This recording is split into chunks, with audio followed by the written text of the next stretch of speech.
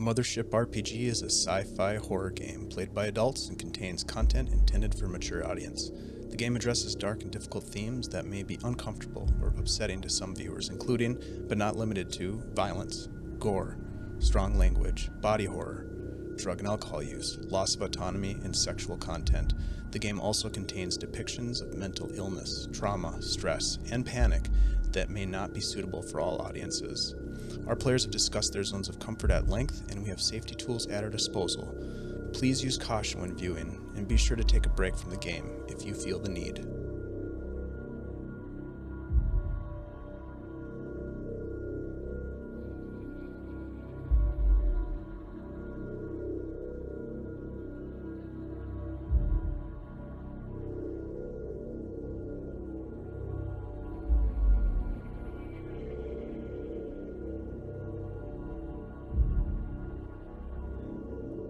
Hello, everybody. It's Dave, your humble warden, friend, and guy who pushes buttons around here to make things happen.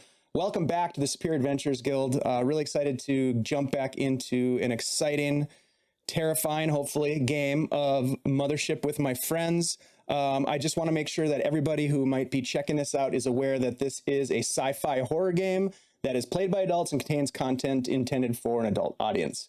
The game addresses dark themes that may be uncomfortable or upsetting to some folks, including, but not limited to, violence, gore, strong language, body horror, drug and alcohol use, loss of autonomy, and sexual content. The game also contains depictions of mental illness, trauma, stress, and panic that may not be suitable to all audiences. Our players have discussed their zones of comfort at length, and we have safety tools at our disposal that we are using to make sure that we have a fun game for all of the folks around the gaming table. We want this to be fun for you as well. So please use caution when viewing, and make sure that if you need to take a break or step away from the game, please do so. I also wanted to raise your attention to the fact that some of our stream overlays have special effects that have some flashing light elements and may be triggering to viewers with photosensitivity. So please take note of that.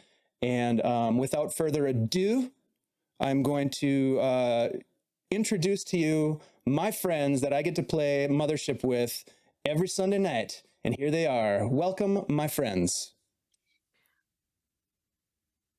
Reporting for duty. Hey, great to have you guys all back. We are just getting acquainted with the daylight savings time transition. And hey, we're human just like everybody else.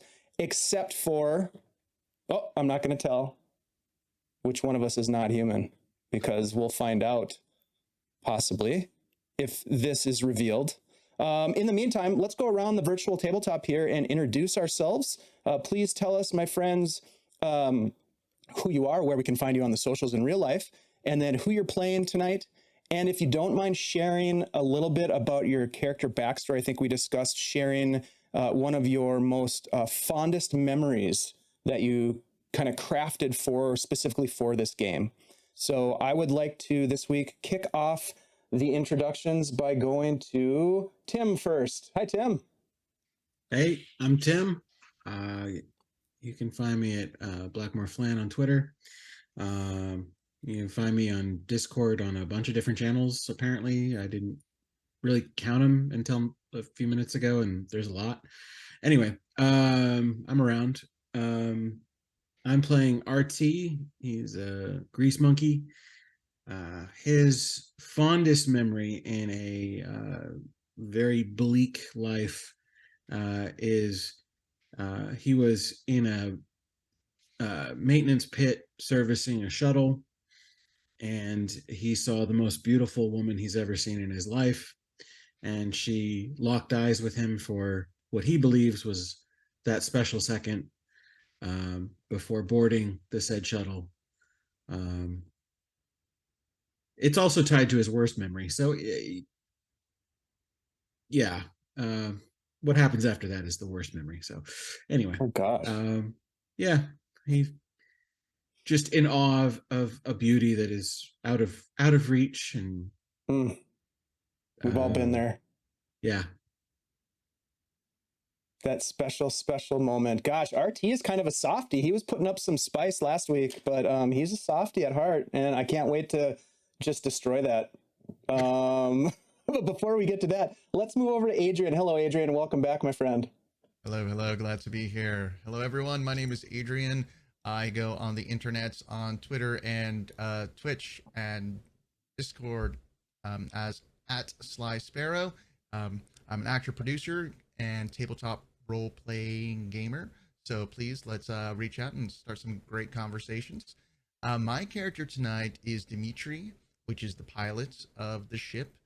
And his fondest memory is when he was young, when he was like a preteen, close to kind of 17, almost kind of becoming of an adult age. He used to play chess with his father for many years, hundreds and hundreds of games, and never won once until it was maybe a week before Christmas, and using his father's old chessboard, I decided to play him yet again, and something happened. It was a miracle. It was like a shooting star. He finally beat, after 10 years, beat his father playing chess. And as his father put the king down onto the chess table, looked at Dimitri right in his eyes and said, "Good game," which was the closest thing to an "I love you" his father has ever told him. And this was right before being he remembers it because this was like the day he got his conscription papers that he was having to join the military. And to this day, even though, his father died of like a heart attack, 10 years later, he never knew that, did he know he got the papers and did he let him win? But regardless, it's still a situation that warms his heart because it was one of the last things he ever said to him. And it was gave him the courage to go into the military, because he knew that he's no longer a child. At that part, he was ready to be a man. And that is his fondest memory. Wow, that is amazing. Thanks for sharing that. It's great to have you back. And gosh, Dimitri is like, there's so many layers. Like, it's really cool. Yep. I love it. Let's jump over to Rachel. Hi, Rachel. Welcome back. Hey, everybody. So happy to be here. I'm Rachel, aka Aria Galaxy. You can find me on Twitter at Carollo_Rachel, or on the Discord, which, if you haven't joined the Discord, you definitely should. I am playing the also very spicy Yael Misraev, our scientist, who at first the group believed was a doctor. And now it turns out, although she has some medical training, she's actually a doctor in exobiology. And as for her fondest memory, we actually touched on it at the end of last session, which, if you have not watched it yet, you should go back and watch, because spoilers ahead. But Yael's fondest memory is of an Israeli dish that her mother used to make her called shakshuka, which is like a spicy, savory tomato dish with peppers, and then you crack like eggs on top and let the eggs cook on top. Usually eaten with bread, and maybe a little bit of like feta or cheese if you want to.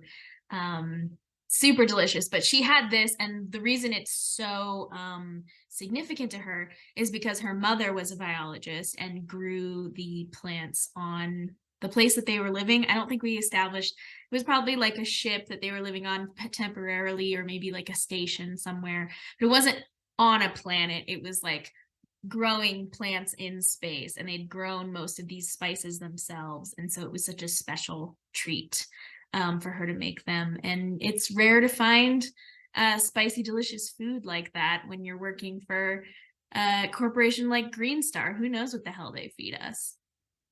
What's the name of this dish? Shakshuka. So I'm envisioning like a Mothership recipe book, and it's got shakshuka. Did I get it right? Shakshuka with a shakshuka. Yeah. And then it's also got like runny porridge, and that's it. That's it. That's it. Oh my And God. vodka for Dimitri. That's There you true. go. Some Dimitri's sort of, vodka, ingredient vodka. Right. and there's only 6 cans of beer left in the whole universe, and they're in the possession of RT right now. Yeah. That's right. Oh, that's awesome. Thanks for being back, Rachel. I really appreciate you, and I'm looking forward to jumping back in here. But before we do, the security man, the man with the plan? I don't know. We'll find out.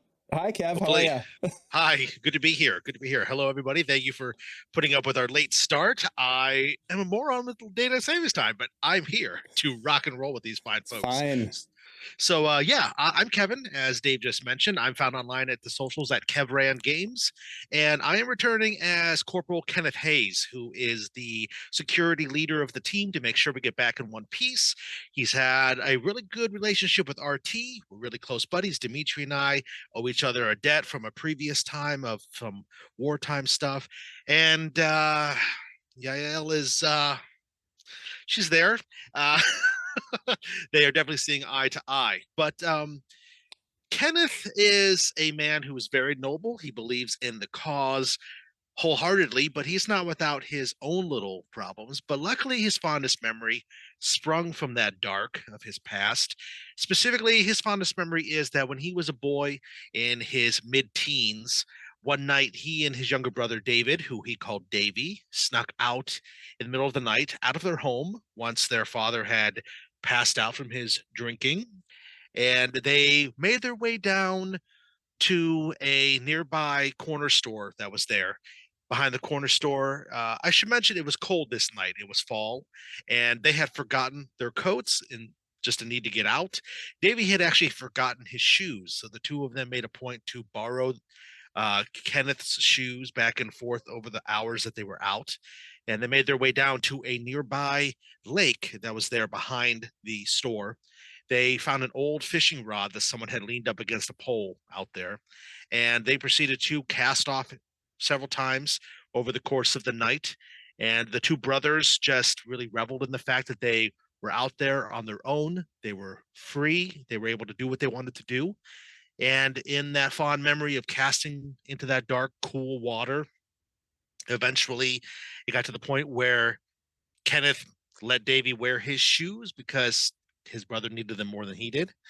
And towards the middle of the sun coming up in the morning, his younger brother looked at him and with a tearful smile said that he was the best brother that anybody could have asked for. Oh.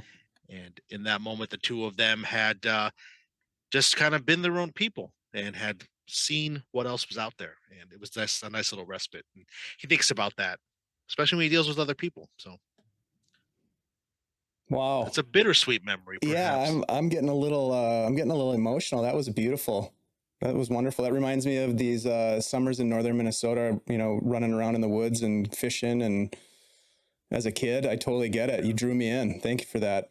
Not unexpected. I don't know why I would be surprised, my friend, but great to have you back. Again, everybody with the really deep and fun memories of their characters. I really appreciate that. They've also got some dark memories that we've been sort of tapping into and twisting around them little by little. So thank you so much, everybody, for being here. A couple of quick announcements. We do have some opportunities for folks to get involved. You are able to grant advantage to the players by cheering bits. 100 bits will allow you to grant advantage to one of the players.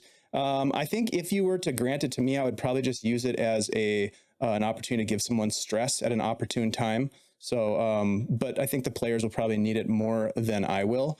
There should be a little bit of information in the chat about that. So there are also some opportunities if you use channel points to trigger panic checks. This is a game where we want to always be rolling under our skills when we have checks. So we're going to try to roll low. There will be some crit fails and crit successes. I'm sure of it. I've already seen some as the players were testing out their dice. So I'm looking forward to that. And there is the element of panic involved in this game, as I mentioned in the intro. So this is definitely a mind bender, and we're going to get into some bending of minds today, my friends. So thank you all for being here, and let's jump into a quick review and recap of what happened last week. So in our last episode, the crew of the Romulus 7, the folks that we're playing with tonight, found themselves exploring a seemingly derelict mining facility on an asteroid designated as Tenebris 979. They'd been asked, or tasked, I should say, by their corporate handlers to make contact with the miners on board this asteroid and seek out the chief geologist, Dr. Marcus Lee. Only moments before realizing last week that their pilot Dimitri had gone missing, the crew had stumbled across this gruesome scene, a pile of lifeless corpses, blood decorating the hallways, some of them not quite dead, it turned out, and a droning whisper just beyond comprehension. The crew escaped from the hallway. Dimitri, becoming separated from the crew, impulsively entering an air duct to follow a young girl that he believed to be his deceased sister, Nadia. Realizing this and determined to keep the group safe, Corporal Hayes raced back to find his pilot, while Yale and RT continued forward, running into the administrators of the facility, Henry Boyle and his chief of operations, Sarah Williams. Unable to track down the pilot initially, Hayes returned to the crew as they engaged in a terse conversation with Boyle, attempting to make sense of their situation, trying to get as much information out of this guy as they could.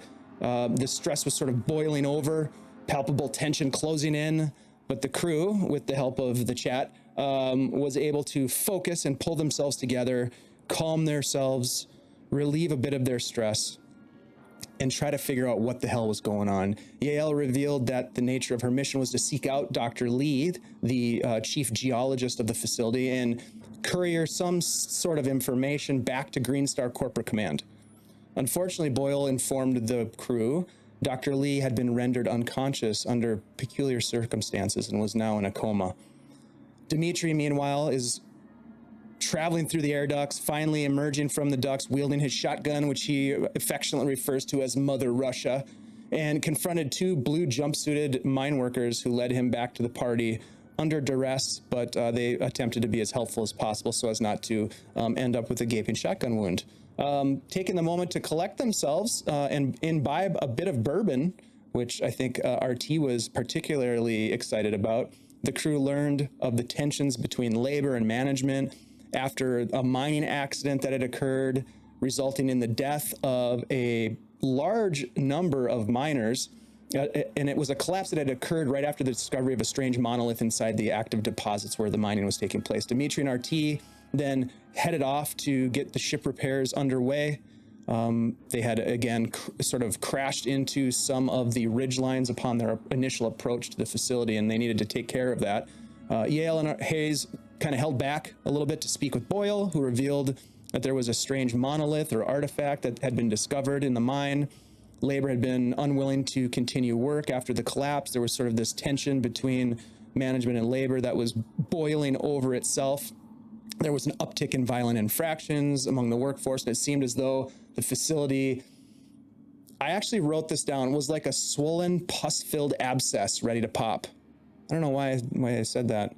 I could have just said a powder keg ready to blow, but that seemed more fitting. Meanwhile, Dimitri and RT returned to the cargo bay expecting to encounter a blood-splattered hallway and a pile of dead bodies, some of which had been undead or somewhere in between. Instead, they found a well-organized pile of bodies stacked in hermetically sealed body bags, staged for loading onto their cargo hauler. But they were not interested in this idea. Dimitri convinced their contact, a big burly Sundian corporate employee named Jake Johnson, to incinerate the bodies instead as they got to work on the repairs. So eventually Hayes linked up with Johnson and helped with the body disposal, while Yale, Garcia, and Boyle made their way to the med bay, where they found Dr. Lee in a coma, as predicted, and investigated his biodata, which suggested that he was in relatively good health, but fully unresponsive.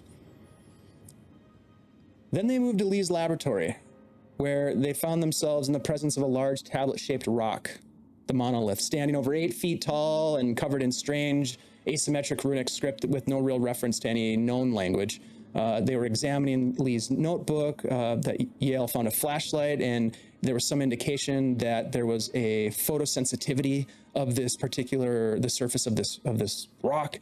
She shined a light upon the rock's surface, an action that elicited an olfactory triggered memory of Yale, which we talked a little bit about at the intro here, having an opportunity to sort of harken back to some of these really pleasant and sweet memories that she had, a soothing memory, a kind of calming and prideful in a sense. Seeking himself to feel something, Garcia, convinced at this description that Yale had provided, reached forward, touching the monolith and triggering a bright flash of light, of energy, just this radiance glowing throughout the room that then seemed to absorb the energy of the station, shutting everything down. All illumination, all command and control signals were shut down in the compound. And then the lights came back on dimly, sort of growing in brightness, but still flickering in sort of the aftermath of whatever just happened. And that's what we're going to pick up tonight, my friends. What I would like to do is I'd like to go around the table, and as the lights go down abruptly, some of you are obviously Yale, you're very close to the source of what caused this, you think. But others are in distant parts of the facility and are not privy to sort of what's happening behind the scenes. I would like each of you to describe for me, as the lights go down and then come back up, what is it that you are doing, are thinking, or are feeling? But before we do that, I want everybody to take one level of stress as a anomaly in the power systems of the structure, and the fact that you are, I would say, depending on the structure to provide you with life, life systems, and it's going to cause you a bit of trouble, bit of stress. Can't believe you're doing this to us, Dave. Right off Starting the bat, the session with stress. That's right. We're getting right into it. I had thought about doing it last week at the very end, but then I was like, no, I'm going to save that for the beginning, just to kind of throw people off a little bit. So what I'd like you to do is go ahead and we're going to go around the table. We'll start with Corporal Hayes. You are right now down in the incinerator room with Jake Johnson as this happens. What are you doing as the lights go down and then come back up, and how are you feeling? Yeah, absolutely. So when the lights come back on, it's we see Hayes. He's down there. I just put another one of the bodies into the little conveyor that goes into the nearby furnace, and right as the flames inside semi-illuminate the room that we're still in, the lights go off, and when they snap back on, they come back up, they flicker for a moment. I look up, look around the room, and then I turn and lock eyes with Jake Johnson, and I say, are we experiencing difficulties? You saw that, right? What? He just kind of looks at you blankly. What the fuck now? Right. Can you let's go take a look around and see exactly what might have caused that. As you say that, the lights begin to flicker again, and you both kind of look up at the illuminator above you, and we're gonna move over to Yael. Yael, you are the lights go down and come back up. You're almost like it's like a flash bulb went off in your eyes. So it takes a minute for your eyes to adjust to the dim light of the room. I'm getting like the little floaties in my eyes. Yeah, and you hear Garcia just saying, "It's absolutely beautiful. Look at it, it's beautiful." And he's still got his hand on the monolith itself.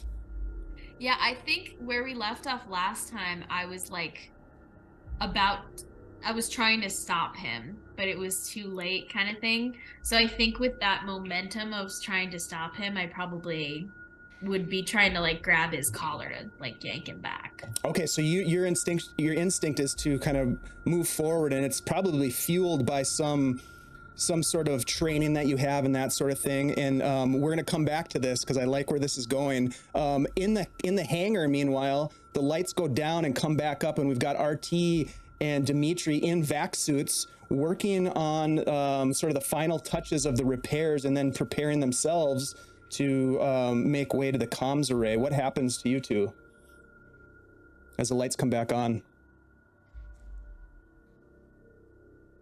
As the lights come back on, how long were the lights off, first of all? It was Like, momentary. It was like it was a momentary, complete shutdown of the system. Okay. Almost, and it was akin to what you experienced on your approach in the ship.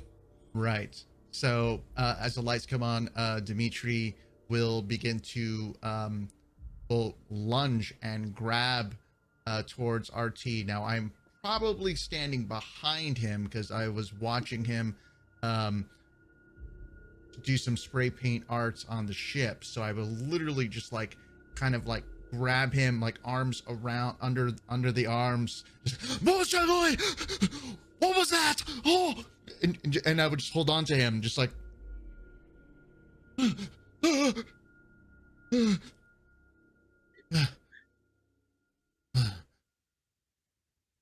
Okay. I think we're okay. So I guess RT just finished putting the finishing touches of your Lady on the Bomb logo on the ship. And as soon as you grab him, he kind of tenses up because we're both in our zero G suits, and he might have accidentally held the trigger down a little bit, and now you have paint on your face mask. What color is this paint? Huh? What color is the paint? Oh, it is. Let's see. Currently, he was on gold and blue. So,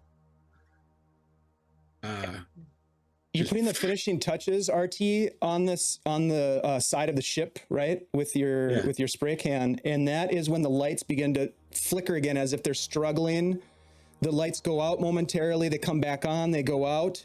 You look down at your oxygen supply on your vac suit, and you've got about 37% left. They have our supplies in the oxygen tanks that are autonomous with the suit. Of course, you can plug these suits in. Of course, we all know vac suits. We wear them all the time. You can plug them into an oxygen tank, and have a longer term oxygen supply, but then you're sort of, connected by this tether. You guys are in these freeform oxygen or vac suits. Your oxygen supply is at about 37%, but that's not really what the problem is. The lights shut down and the red safety beacon light glows bright inside the space, and you hear a mechanical sound. And you feel this blast of wind coming from the direction of the blast shields as something is happening with the system, and the doors of the blast shield are starting to open. Particulate matter starts to blow in. Were you up on a ladder?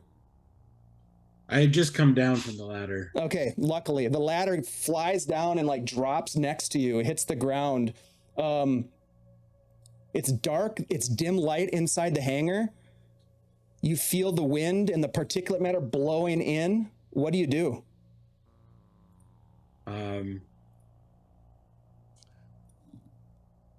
I run for the nearest control box for the doors. Is the doors to the ship down? Can I enter our ship? You can certainly try to. I will try. I will view that as the safest place. All right. So. I like that. So, RT, you're going to move to one of the terminals, and Dimitri is going to try to get to the ship door. And as you do that, you look over, Dimitri, as you're moving towards the ship door, and you see movement. RT, we are not alone. Get the shotgun ready. Just kind of like by the hip, just kind of like looking out for those creepy crawlers. And RT, you're racing across to one of the terminals, and you also see and hear the skitter-scatter of legs on the sort of metallic floor of this hangar. And hold that thought, because we're going to come back to you guys as something has entered the space that you're in. For some reason, the doors have opened and put you at great risk, it would seem. Meanwhile, in the incinerator room, Hayes, the lights flicker again. They go off, they come back on as if struggling. and then they go dark, and this red beacon light starts to glow, an emergency light on the wall above the door, and you hear this tearing sound. Like a tear. I start looking around. I'll look to Jake Johnson and I'll say, does that light mean that the power is going off around the base? And I'll unsnap my survival knife and slowly draw it out while I'm looking around the room. I didn't actually look at him when I said that. I'm just kind of looking around, and the knife's in my hand. You hear him respond to your voice, but it's not Jake's voice, or he's affected somehow, but it doesn't even make sense what he's saying. You hear him say, "You little shit. You know it's all your fault." You recognize the voice immediately. I whip around, and the knife comes up, and my vision gets laser focused on where the voice came from. You look over and you see Jake just standing there, but you hear in your head, "That bitch and your brother, they deserved what they had coming to them. They deserve to die." The lights go black, and you hear again this sound behind you of tearing, and then you hear this.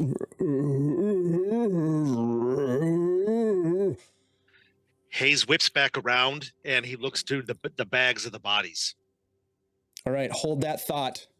We're going to come back to you. Meanwhile, in the laboratory, Yael, you reach out and you try to grab. Everything goes super great and everything's fine. Everything's right? going to be fine. Don't worry about it. You reach for Garcia and you attempt to pull him away. And you look at him as he turns to sort of look at you. His eyes are completely blackened. Like there's no structure to his eye other than just a black film that has sort of filled his eye space. And he just says, "It's beautiful. Come and see. Come and see." And he, as you reach for him, he reaches out for you and kind of tries and looks to grab you.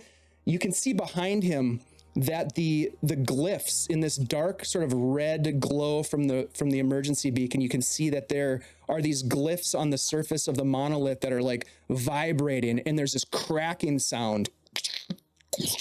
And you can see it's like almost cracking open the monolith. You kind of look, as he's grabbing you, you look past him to the source of the sound, and you can see it's cracking, and there's this dust that emerges from the monolith itself.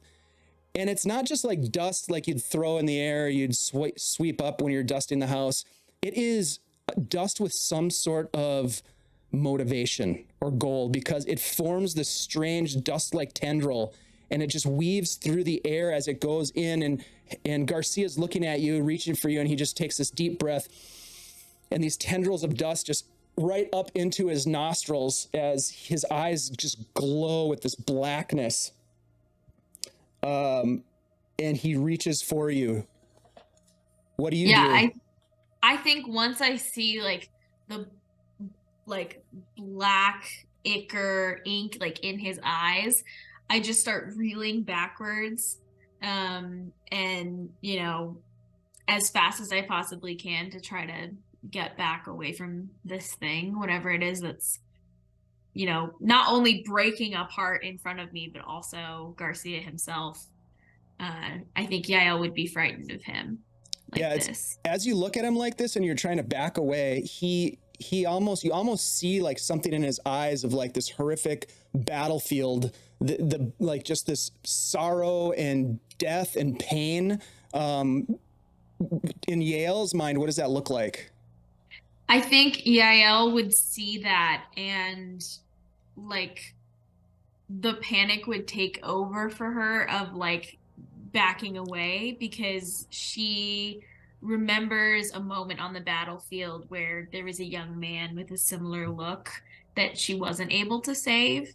And I think that look on his face would throw her right back into that moment of fear and panic, and she'd probably panic or run. Well, I love the way that you think in this game, my friend. Give me a fear, or let's call it a sanity save, because this is beyond the pale of what you could expect as a scientist. It's inexplicable. And that's a D100 under my sanity. This is going to be your sanity save. So you're going to roll Under. below. Yep, you want to roll under your sanity save. Okay, I'm trying to roll under a 47, which is pretty good. You should be able to do this. Except with a 93, that doesn't quite. Nope. It doesn't quite do it, does it? But hey, my dice are pretty. You do have nice dice. We all appreciate that. All right, so yes, you see this happening. You have this moment of fear and questioning your sanity. Also, what that failure would look like is her like tearing up. I think is like her not being able to keep her composure and get away, of her like tearing up and feeling like a failure. Damn, that's deep. All right, so as this is happening, Yale, you also like look over to see if Boyle is there to help you at all, and he's not even there anymore. He's gone. And not like he like hit the door and left. He's just not there. So he didn't flake, he just disappeared. He's just not there. Yeah, you'd never heard the door open or anything like that. He's just not in the room. Given your description of Yale's response, please give me a panic check. Your current stress level is at 5. That's a D20, right? Yep, and there we go. That's what we do when we panic. 10.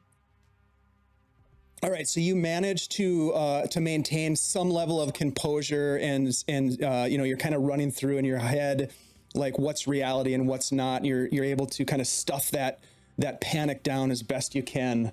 We're gonna come back to you in just a minute. Okay.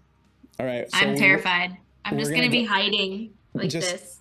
Yeah, I mean, Garcia is like, he's right there. So we're gonna come back and we're gonna figure out like what's gonna happen between you and Garcia, because he is definitely he's trying to show you something. Like he really thinks you want to see this. I'm also, as Rachel, terrified right now. So that's why he's I'm convinced. Gonna just watch like this. All right. So we will go to, let's see. I love how we have the party split between multiple locations. We are going to go back to the hangar. Okay. And all right, there we go. So we're going to go back to the hangar, and I'm going to jump over to the map screen here so we can get kind of a view of what's going on. There's your ship, by the way. That's a pretty sweet ship. You guys are in the hangar. RT, you racing forward. I need somebody. Let's go, RT. Why don't you give me a D4 roll, please? Okay.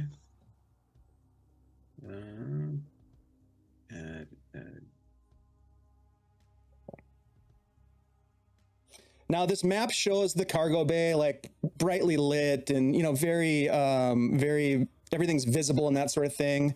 But in this case, thank you. In this case, it is the lights are off with the exception of a couple of red beacon lights, safety lights near the doors specifically. We're going to say for the purpose of this game that this is the area where the main cargo bay doors have opened. They have not opened all the way.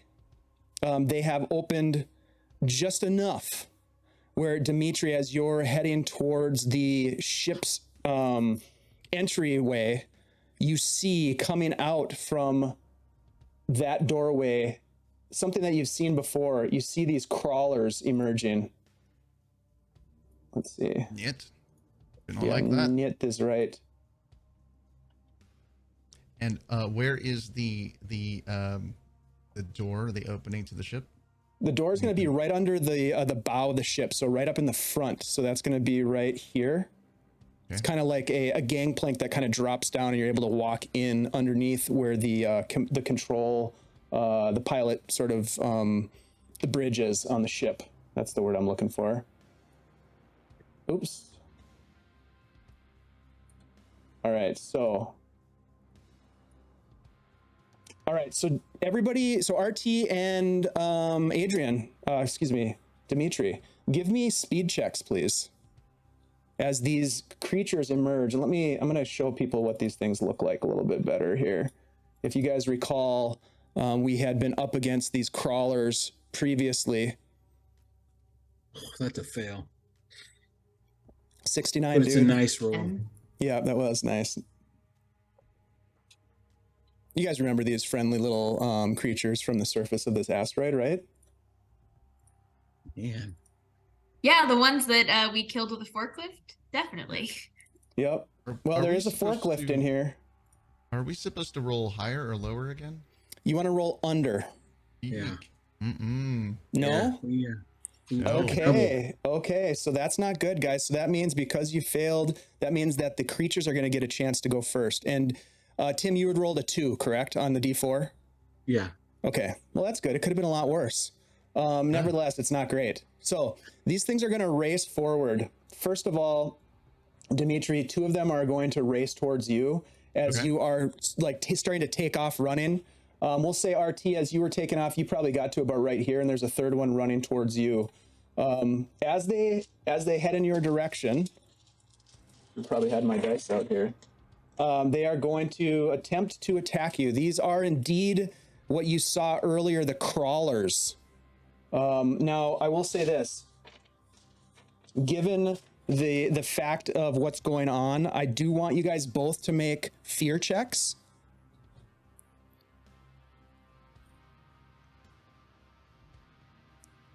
That's a panic check. Okay.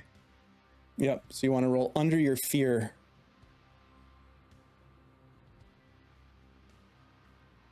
Uh-oh. Nope.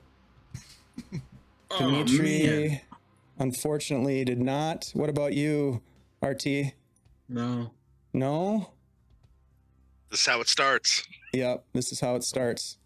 Now, you guys are both terrified. This is 3 of them. You kind of saw what the possibilities were with one of them. So I'm also going to ask you guys to make a panic check. Gee, I really wish we had those advantages from last episode. Hint, hint, audience, help, please. Panic is... Don't help them. Is that You a want D20? it's a D20 and you want to roll under your current level. You want to roll over your current level stress. Yep. Yeah, I'm good. All right. You don't want the man with the shotgun to panic, so we'll see. Yeah. Right. You want to roll a 7 or higher.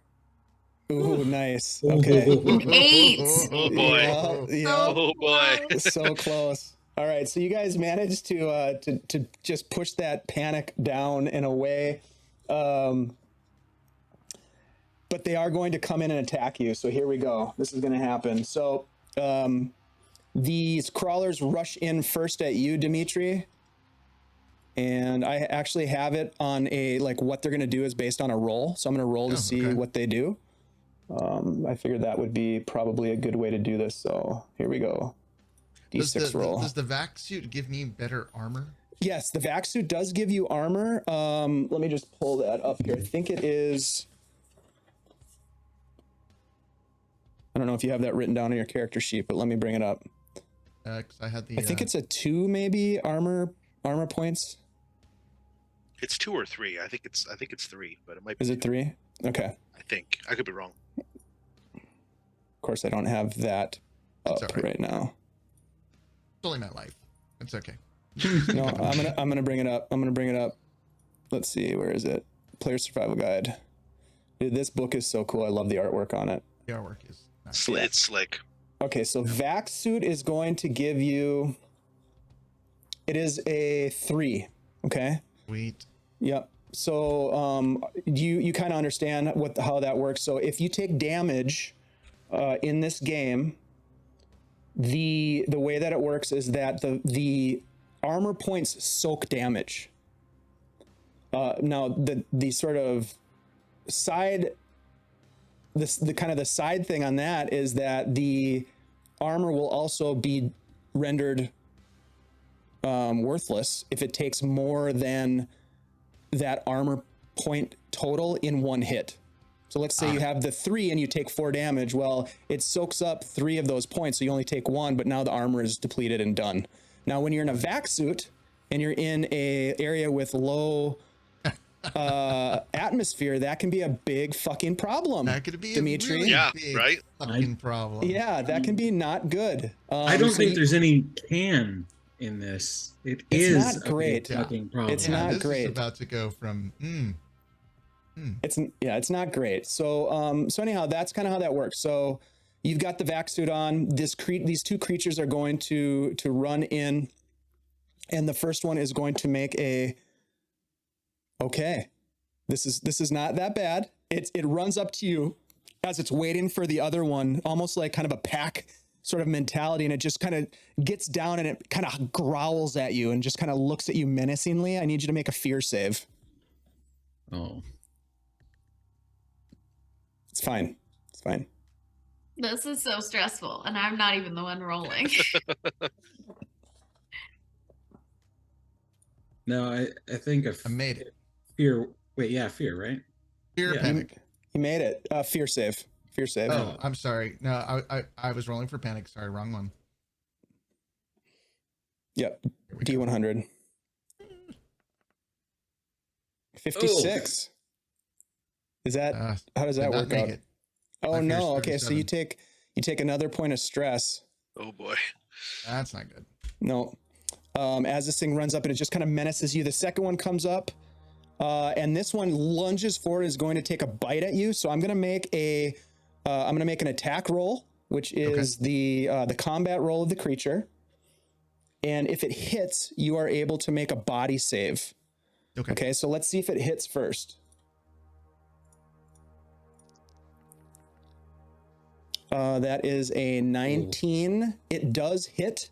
The damage is going to be... I will do the body save. Yep, give me a body save. Oh, so the way this works is that if you fail the body save, you take 5 damage. If you make the body save, you take half. Okay, well, I am going to use... I have as a teamster once per session, I may take advantage. Oh, damn it, that's on a panic attack. Never mind. It's not on any roll, so... let's do this.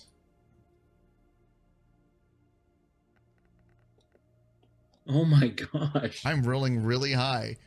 We're so dead. No. Okay, so you take 5 points of damage to your health as this thing latches onto and bites you. Meanwhile, RT, you are racing across the room to try to get to the console. You failed also your speed check, didn't you? So this thing is going to come at you. I will roll to see what it's going to do. Oh, shit. Okay, it's going to use a spike attack against you. So I need you to make a body save. As this spike comes out and pierces into your vac suit, which is not good. That's a fail. That's a fail. Oh my God. All right, so you take 1 point of stress as a result. Guys. And you are also, my friend, let's see how long you are. Impaled? You are impaled, but it's worse. You're paralyzed. Oh my God. You can't move for...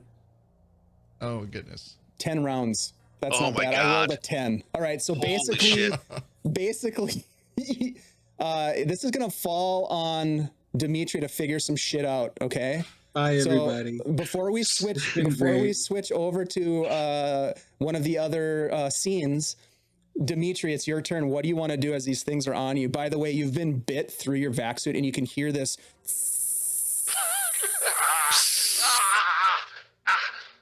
Corporal, we're under attack. Archie, help! Push it off. I'll push it off, and then so there's 2 in front of me. Right, yeah, one of them just bit you. The other one is just kind of menacingly like growling at you. And the other one's like, you know, puffing up its chest, and then I look over to RT, and RT's on the ground with a spike going through him, like a tentacle type thing. Yep. Oh, crap. All right. Our team. running for him, and I'm going to if I remember correctly, nope, I'm actually probably not thinking that strategically. I am just going to run, and I already had the shotgun ready, and I know that there's going to be two that are going to, do I leave them to die? No. I mean, I could watch them have I'm thinking I could watch them have like a buffet from the ship if I get to the ship and close the door in time. It does kind of go through my head. I don't think the chat would like me if I let him die. So, all right, we're going to go and save him. We're going to run. And as the tentacle, and I am going to get as close as I can and try to fire a shotgun at the crawler that is attacking RT. Okay, you race forward and you take a shot. Give me a combat roll.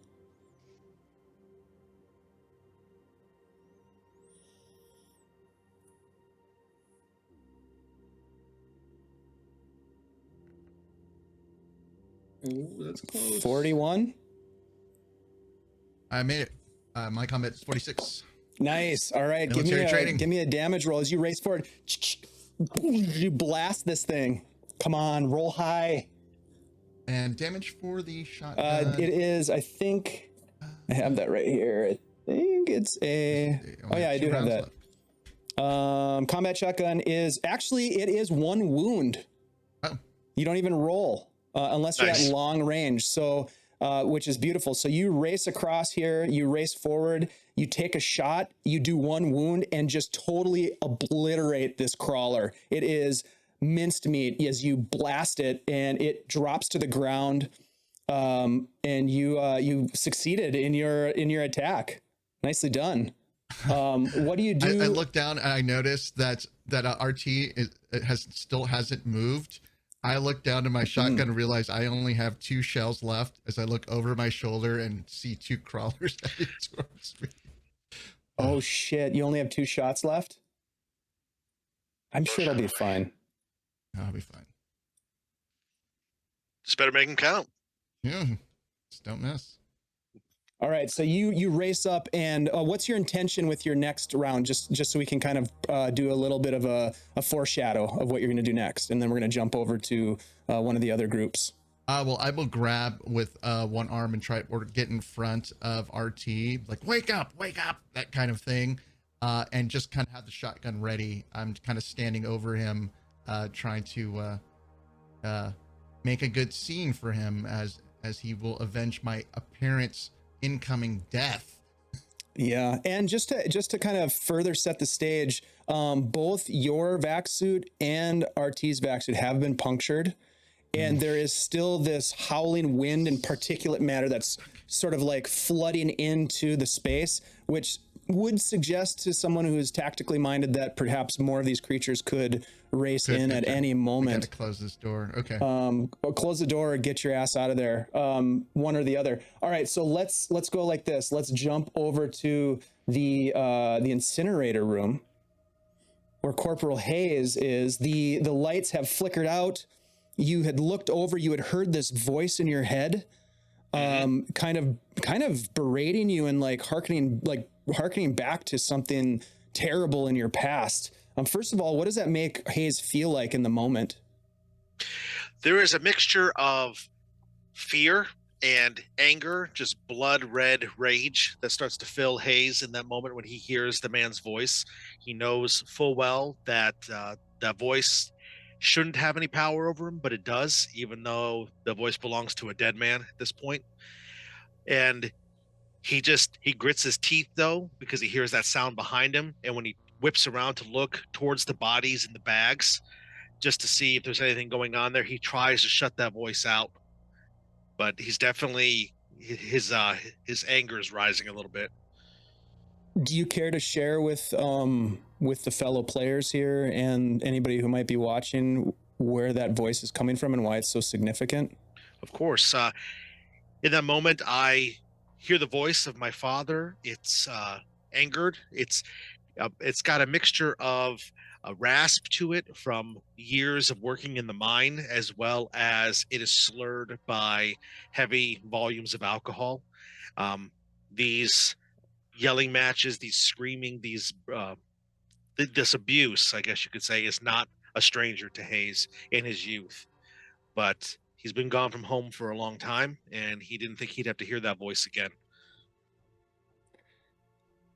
You file this information, the incomprehensibility of it, that would be in your mind at this moment, is astounding and terrifying. You look at the body bags and you can see now where the tearing sound is coming from as the bags themselves are being torn apart from the inside. And you can see that those of the bags that were on the gurneys being ready to be loaded in the incinerator are sort of like moving erratically and violently as if there's something inside trying to get out. One of them tears open and an arm reaches out. You turn back to Jake Johnson to sort of like figure out what to do, and Jake is gone. Jake is not there. It's not that he ran away or you know, like took a quick escape or anything. He's just not there where you just saw him 2 seconds ago. I need you to do me. Oh, go ahead, Kev. Oh, I was just going to say something else. So we'll go ahead and resolve this first, though, because it was to see if we notice something's going to kind of change the dynamic for a second. Okay, so first of all, give me a D4 roll, if you don't mind. Yeah, I'd be happy to. Oh, hang on a second. I actually got to get one down here.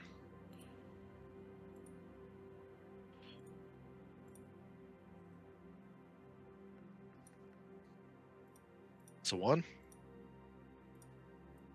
All right, so as you are standing here and you look down, you can see that there are 2 of the body bags that are being torn open. There are others there that are like wriggling, like I mentioned. I need you to make a panic check for me. Absolutely. That's going to be the D20. My current stress is 5. Correct.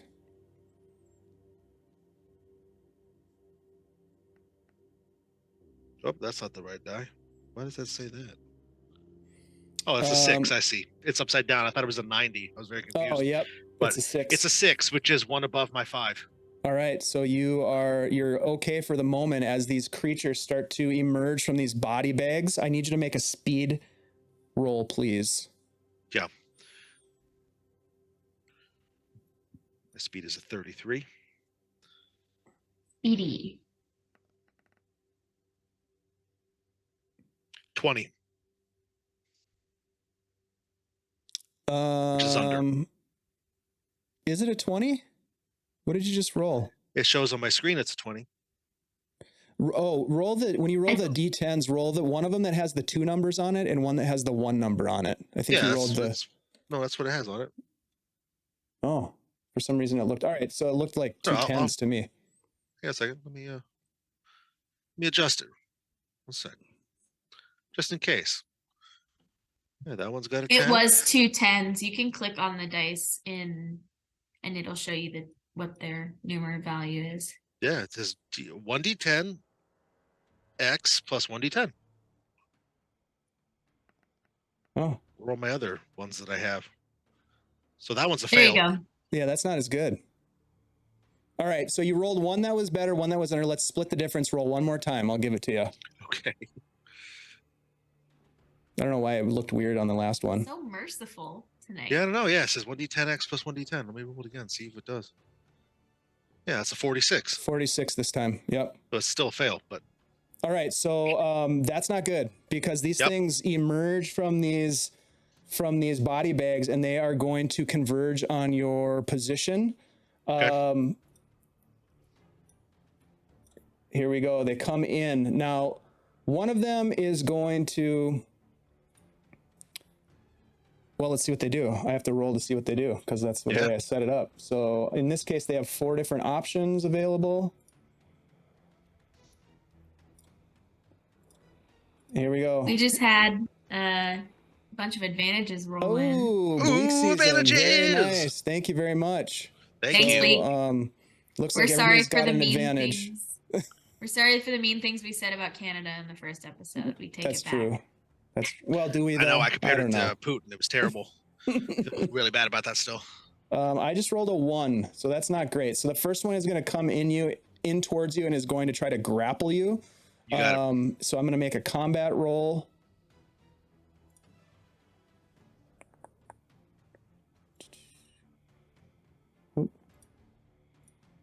There we go.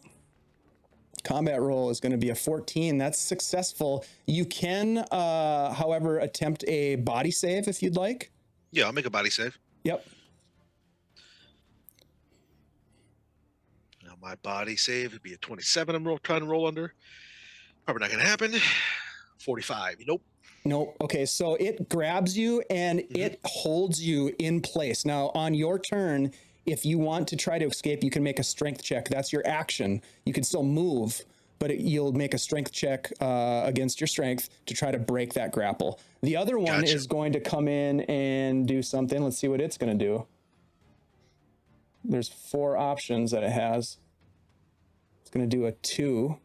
Ooh, that's not good. It reaches in and bites you. You can also do a body save to avoid that as well. I'm going to say because you're held, it's going to be a disadvantage. Okay. Let's see. Can I roll that twice? No, I'll just roll this way. 54. 54 and 31. So the 54 would be worse, correct? Yep. Yep. So that's a fail. All right. So it bites into you and you take 2 damage to your health. And it is your turn. What do you do? Okay. If you want to break the grapple, you can use a strength check. Yeah, I'm definitely going to try to break out. Absolutely. My strength, 31. So let's see.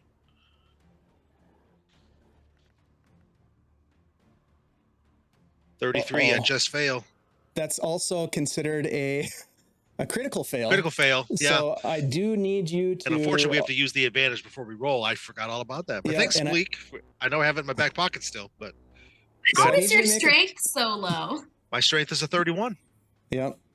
Yael is so it's- stronger. Remember, it's than not the that. corporal. The cool thing about the stats in this game is that they don't necessarily define your character, but they do sort of identify how your character responds in a tense situation, right? So it's not like if I have low strength that I'm weak or anything like that. It's just like in a tense situation, maybe the adrenaline takes over and you fumble or that sort of thing. But this is unfortunately, I'm gonna, just because I like doing the panic check. Yeah, You're gonna do a panic check because of the crit fail. absolutely. Your current stress is at a 5. Yes, it is. Thank God none of us are there with him because every time a Marine 7. panics, I'm okay.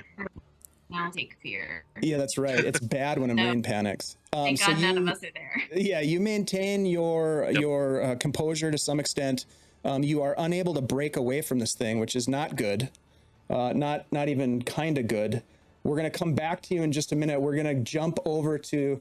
You guys are making me work for my job here. We're gonna jump back over to the research lab here, where Garcia has reached out, Yael, and has essentially wants to convince you to look deeper into this monolith. I do need you, as this monolith is cracking, making these cracking sounds, and there's this strange dust tendrils that are coming out. He's breathing them in. You've had this memory. I need you to make a panic check for me. Okay. Also, this map is dope. Panic. That's just a D20, right?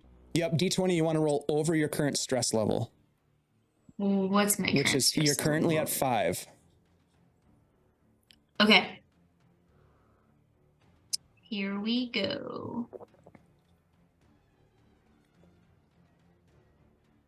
Nice. That's an 11. Nice. Yes. You maintain your composure. Your military training like kicks in as Garcia, who has transformed to some extent, his face looking contorted, his eyes black as night, reaching out to grab you. Roll speed for me. Make a speed check as we kind of get this interaction underway. Okay, that's 28.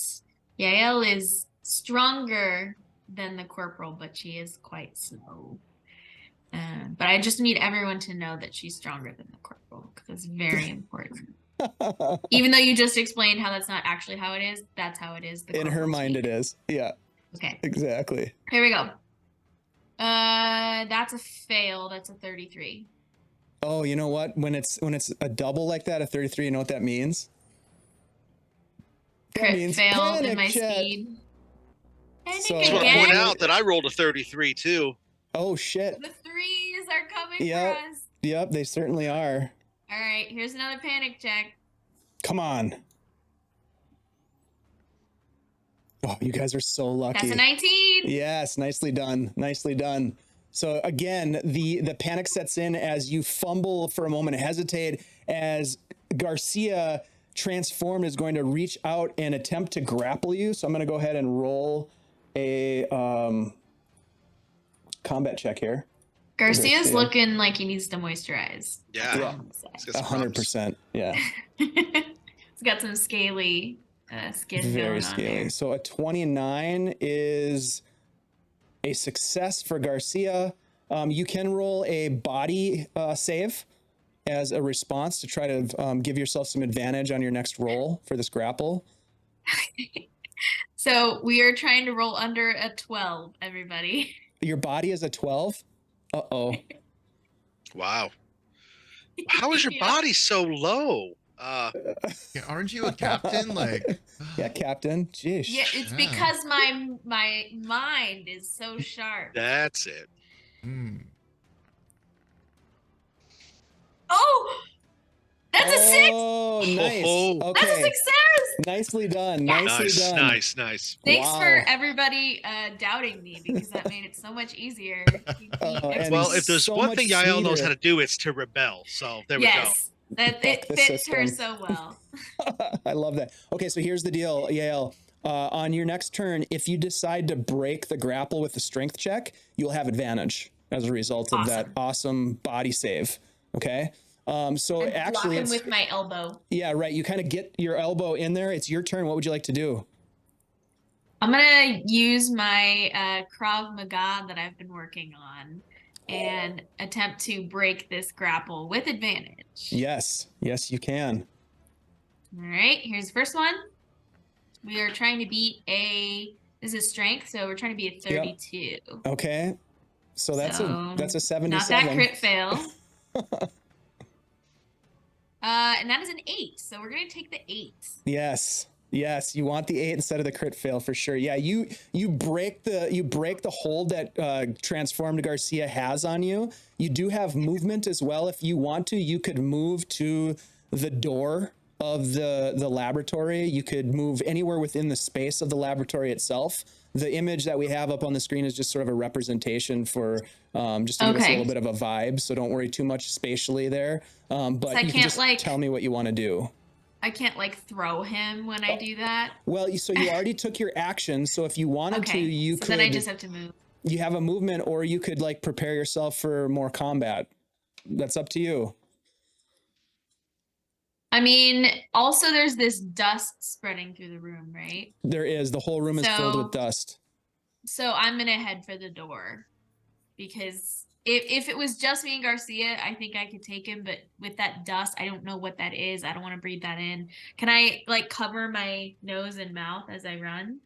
Sure. Yeah, you can put your hand up over your mouth, or you can kind of like pull your uniform Yeah. up or something like that. I'll do that. Absolutely. Now the door is closed, unfortunately. So that's another challenge that you're going to have to deal with at some point. Doors, the biggest challenge of any TTRPG. So in true. this game, it really is. All right, we're going to come back to you as we're Okay. jumping around here like crazy people. Yeah. We'll jump over to our friends in the hangar. Right now, as we recall, our buddy RT is incapacitated, while his friend Dimitri has just blasted one of the crawlers that was attacking his friend with a spike. Dimitri, I think it's their turn first, unfortunately. And they are racing after you, and they are coming up to where you are. I'm going to give them a roll to see what they're going to do. okay. So These are the creatures, prone. whenever they do attack someone and paralyze them, is that like part of their process? Like, is that like a boom boom? Like part of their natural hunting process? They do, yeah. I mean, they have like a couple of natural sort of attacks that they would do, and that's one of the things that they would perhaps. I mean, you're not a xenobiologist by any stretch of the imagination, but maybe they, if they feed, I don't know what the ecology is on this freaking rock, but they might, like incapacitate their prey, which lends the question or offers up the question: what else is living on this goddamn rock, and how can I use that against you? I mean, there's a whole ecology of things here. Nevertheless, this creature is going to come in and it is going to attempt to do this move, which we'll decide right now by rolling a d6. It is going to try to spike you. So I'll roll combat. And again, you can also roll if it's successful. A 79 is not successful. As the spike comes in and tries to hit you, Dimitri, you dip out of the way and it misses you. The second one comes racing in behind it, and we'll see what it's going to do. It is going to stop and growl at you menacingly. I need you to make a fear save. Yeah, I was like, yes, no. You got this.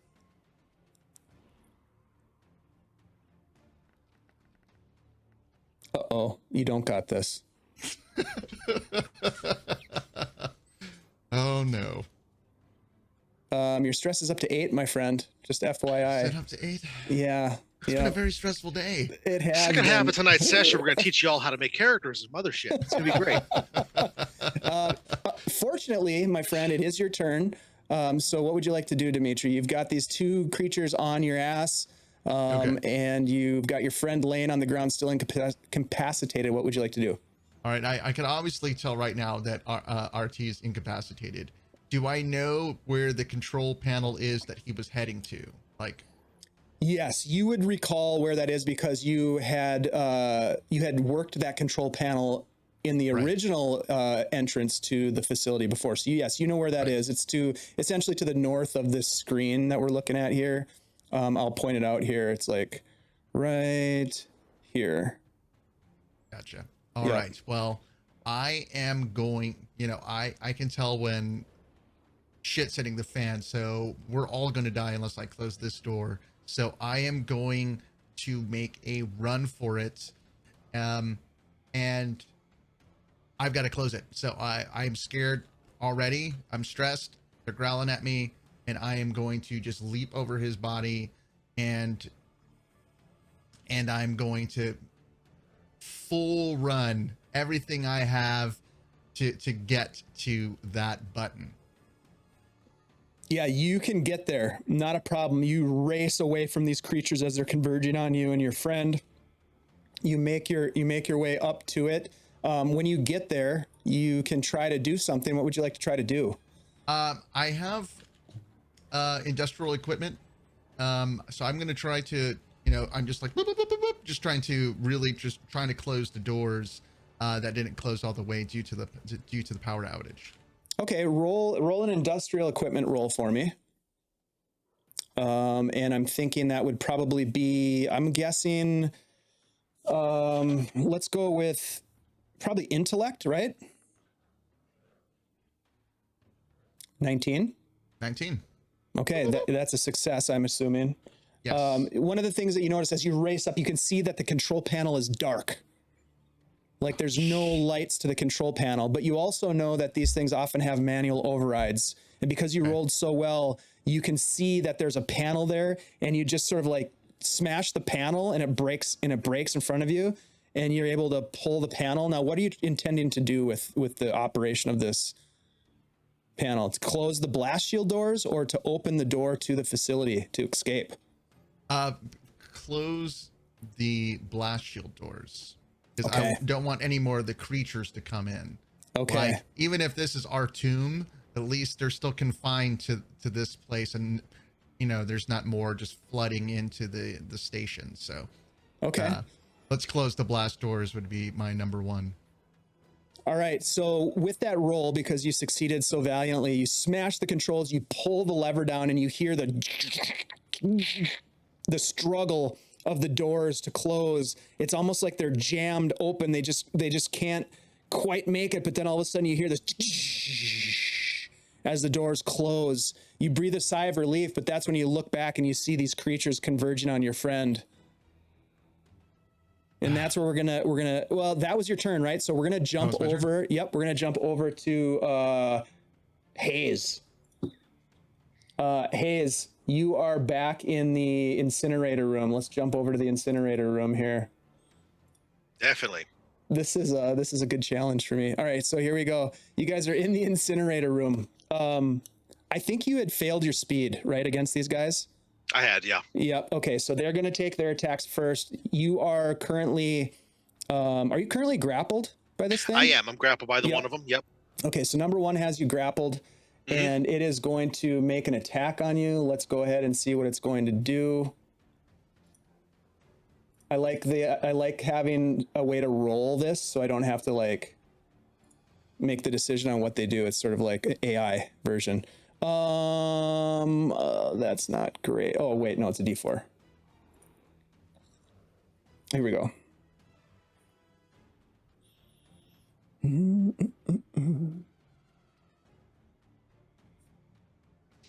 think it's gonna roll. Cosmodrov has made an entrance. Oh no! Didn't we have like a? Didn't we have a house rule on Kasparov arriving? We agreed on that. We all got an advantage on all the rolls for the rest of the time that they were sitting there. Reduced. I think that expressly it removes all status effects. That could be. That is? That Yeah, I could be.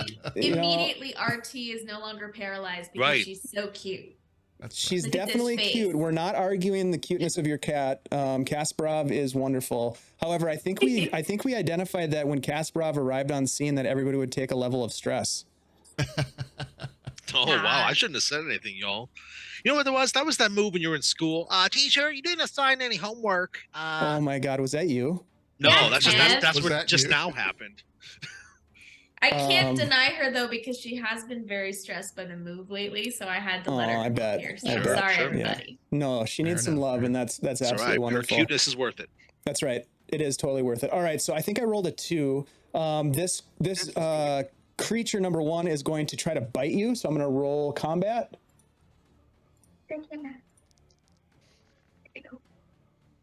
Oops, I did the same thing that I've been trying not to do. Here we go. Let's try this again. Did I just roll a 2? You did. Okay, that's not good.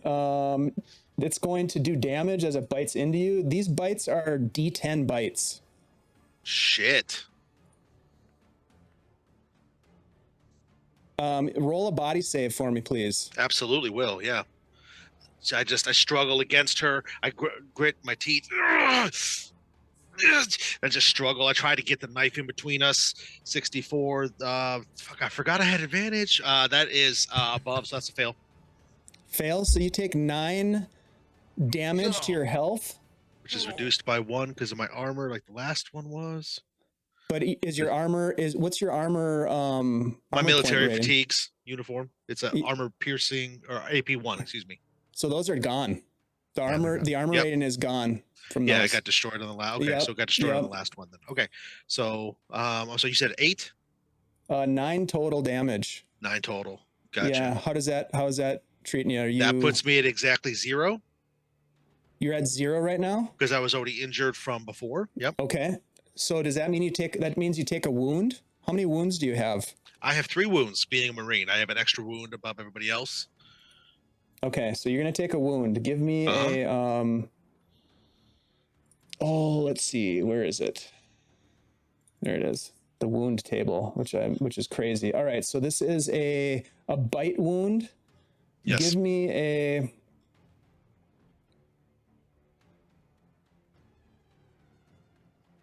All right, yeah, give me a D10. You got it.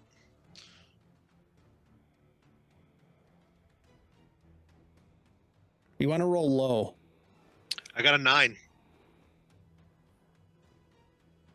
Oh my God.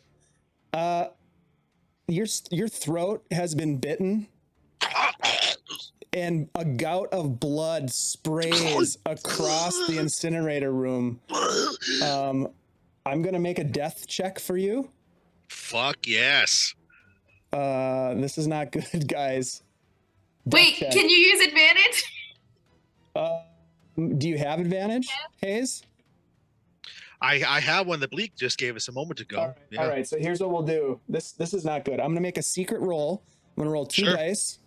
Yep. The way that the death mechanic works here is that I will roll these dice and I will take the better of the two for you, whatever is beneficial for you. Okay. Sure. I'm not going to tell you what it is Secrets. until someone tries to figure out what's going on with you. And right now, there's nobody in here. Right. That's also really bad. Yep. Sure is. So I'm not going to look at this. Okay. I'm not going to look at what the outcome is of that, but I have a die roll for you. You are down. Yep. I don't know how anybody's going to find out or like know that you're down. This is not good. Or where It's you really are not. even. Yeah, this is not good. It's really not. So here's the thing is you don't want to take wounds. You really That's right. don't want to take wounds.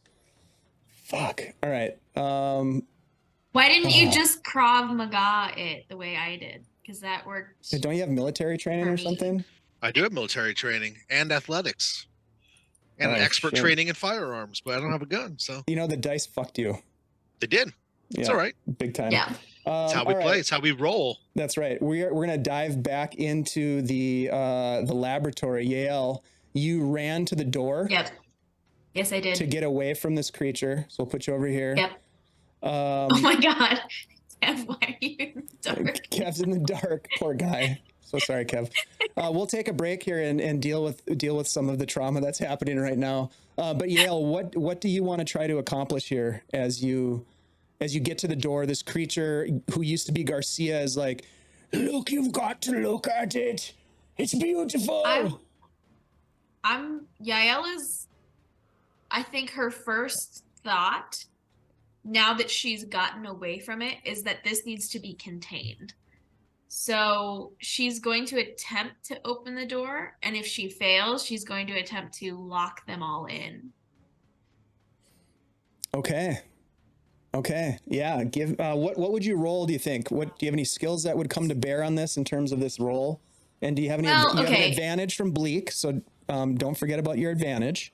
That's true. So am I trying, so describe the door to me. Like, is there a handle that I'm trying to force open, or is it like a panel that I need to like You're gonna put the a code panel in? is the panel is dark.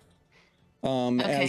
As if now you could do a couple things. You could try to jury rig the panel, or you could try to operate the physical mechanical opening, which is again sort of like this panel off to the side that you could break open and like pull the mechanical lever that would open up the door. Okay. Would jury rigging be like an intellect roll? Yeah, I would say intellect would work. Okay. Yeah, then I'll try to jury rig it. All right, so give me an intellect roll as you race across the laboratory with this Garcia creature, like trying to convince you to take a look at this thing that he's really into. And I am going to roll it with advantage. All right. So 34. So that already succeeds. Yeah, but you I could said I would- potentially get a critical success. That's true. You got a critical success. 44. You got a Yep. critical success.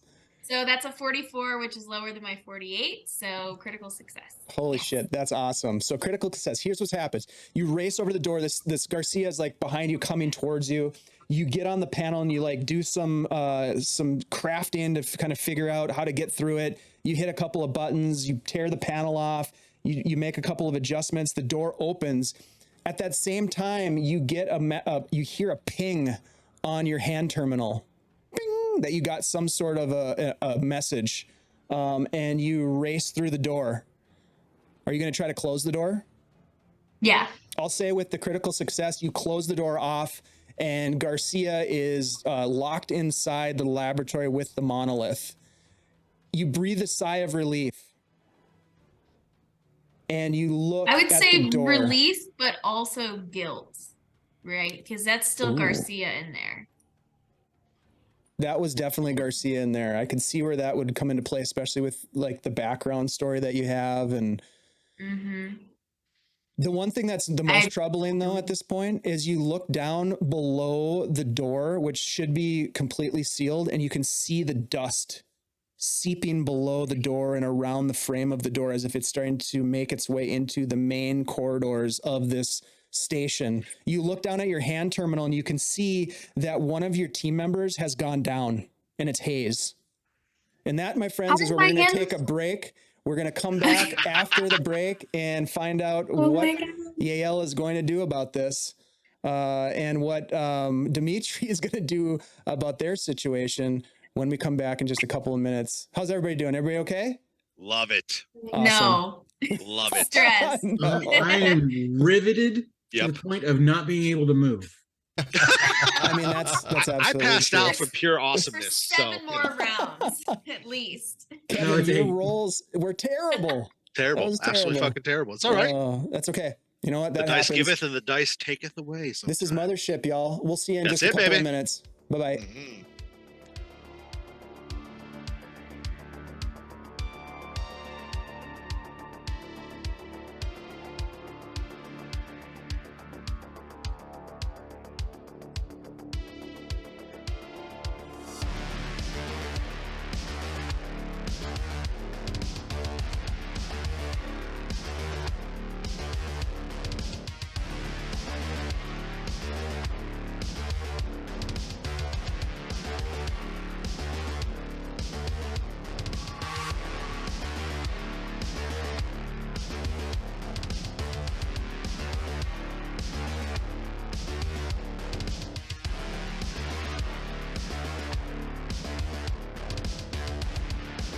Never I mind. mean, those are I don't questions that she's going to have to ask herself. As we get back to the game, my friends, hello, everybody. We have been chatting it up over here, trying to figure out what the hell's going on. We have 2 crew members down because of some serious shit that's going on after apparently the monolith was awakened or activated or somehow responded to the positive vibes given to it by Yael and a formerly known, a undead weird creature sort of thing, formerly known as Garcia. Who knows what he is now, but it's not good, whatever it is. My palms are sweating because I'm nervous. I think we might have killed Corporal Hayes. I don't know. We're gonna find out. But before we dive into that, we are going to jump back to the hangar, where we know that we have Dimitri, who has just recently closed the cargo bay shielding doors to cut off any additional, hopefully, intrusion by these strange crawler beasts. And just because I think this image is really freaking cool, I'm going to show you what these things look like again. This is such a cool, weird painting of sorts. Abstract, but there it is. These things are surging into the room still. One of them you've blown away, Dimitri, but there are still 2 more. And it is their turn, I believe, because if I remember correctly, and there's a lot going on here, but I think you had failed your speed. So they are going to race towards you as their primary prey. They are instinctual, to say the least, as they race towards you, and they're going to make some attacks on you. So let's see, what are they going to do? These are the crawlers, so they're D6. We'll see what happens here. The D6 on the first one. Okay, it's going to attempt to bite you, so I'll make a combat roll. If I'm successful, you do have the option of making a body save to try to reduce that damage. So combat roll is going to be a 44. That is a critical failure for the creature. The crawler critically fails, and as it lunges forward almost too fast for its own good, it bashes up against the wall of the thing and misses its attack fully and takes some damage as a result. It is so ravenous that it takes 5 points of health off of its total. The other one is going to try to make up for the first one's inadequacies. It is going to stop as it sees its companion beast crawler crash into the wall and kind of howl and fall to the side and then kind of struggle to get back up. It stops and growls at you and gives you this menacing look. I need you to make a fear save, please. Take advantage. I'm going to take advantage. Yeah. There we go. Use your advantage. Absolutely.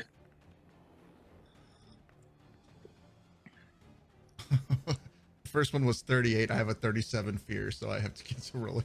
Yep. Keep rolling. Come on, man. Yes. 8. An 8. Yes. All right, so you Nice. stand your ground against these things as they are kind of like, one of them is sort of poised to lunge at you. The other one is sort of stunned as it gets up off the ground. It is your turn. Dimitri, what would you like to do? I'm going to, as it's like looking at me and just howling, with the fact that I'm not phased at this moment and the adrenaline's building up, I'm going to tend to like take 2 steps where I'm going to try to get where they're both in my sight. And as it screams out at me, I will just basically look at it and just go,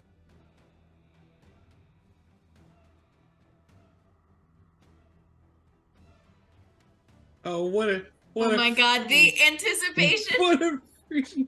Wait a minute. Is this planned right now? I don't know.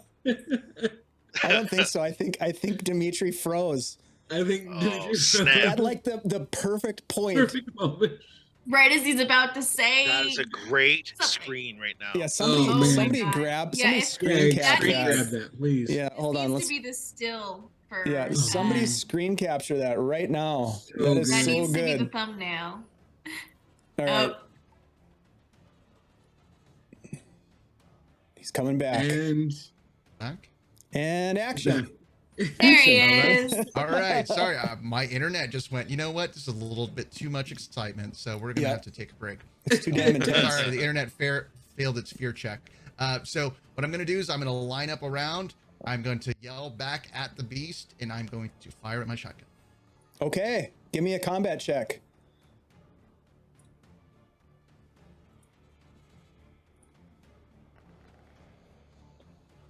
Five. Ooh, nice. Which one are you shooting at? Number 1 or number 3? The one that was yelling at me. All right, we'll call that number 1. Number 1 is blasted to smithereens. You totally obliterate it as it drops to the ground. There's one more left. Okay. All right, so that is the end of your turn. RT, you're still incapacitated, buddy. Let me ask you this, RT. Give us a little flavor of what sort of dreamscape you find yourself in as this surge of almost like paralyzing poison is rushing through your body and the air of your suit is escaping. No, there's no dream. He is fully aware of his circumstances, and Oh, that is no. the worst part. He just watched 2 crawlers run by his downed body, run toward Dimitri, and slaveringly attack him. And he's just kind of frozen in his body with just kind of a view of the floor and the senses of hearing, so he can hear stuff. He's hearing a shotgun blast. He's hearing something wet hit the floor. And he's just kind of praying that whatever has possessed his body to go rigid wears off soon. Mostly because he's uncomfortable because he's paralyzed, but also he landed on his crowbar. Ooh. And it's starting to dig. So yeah. No, he's not dreaming. No, he's... So a couple other things. As you're conscious of what's going on, you can also hear that sound of the air escaping your vac suit slowly. You can also see the heads-up display because your eyes are paralyzed open. Even though you might be looking at the ground or the wall or some weird angle where you can't really see what's going on, you can see the heads-up display, and you can see the oxygen numbers ticking down 17%, 16%, 15% while this and is I'm not happening. controlling my breathing. So I have no control over my breathing. So I can't even like take in a big breath and hold it. It's just You can't take a breath, but what you can take is one level of stress. yeah, thanks. Yep. Appreciate it. Yep. I think that makes I'm at 9, I think, right? 8 or 9, I don't remember. You are at 8. You're at 8. Yep. 8. All right, so that's kind of where we have you two in this process. We're gonna jump over to the incinerator room where Hayes is down on the ground. These creatures, having knocked him down, scamper past, crawling past him. There are additional bodies that are tearing through the body bags now as they emerge, and pay no attention to this downed creature, this downed Hayes, this Marine who's laying on the ground unconscious. They scamper past towards the door and they start banging on the sealed doors of this chamber as if trying to find a way out. What might be... Oh, we have a panic check from Vamp Wickman. Awesome. So I would say this panic check is brought to you by Vamp Wickman, and it is going to be directed to Yael, actually, because Yael, you have had 2 notifications on your hand terminal having sort of these health sensors embedded in your crew. You've gotten notifications that you have 2 crew members down with their life, with their bioscans looking bleak. So give me a panic check, please, against your stress. I think I've been rolling so well, so. All right, here comes that D20 roll. Oh, and that's a 17. Nice. Yep, Thanks, Vamp. you force it away and you're able to hold on to your sanity here. You are concerned about your friends, but you also have been in situations where you've had to be a field medic.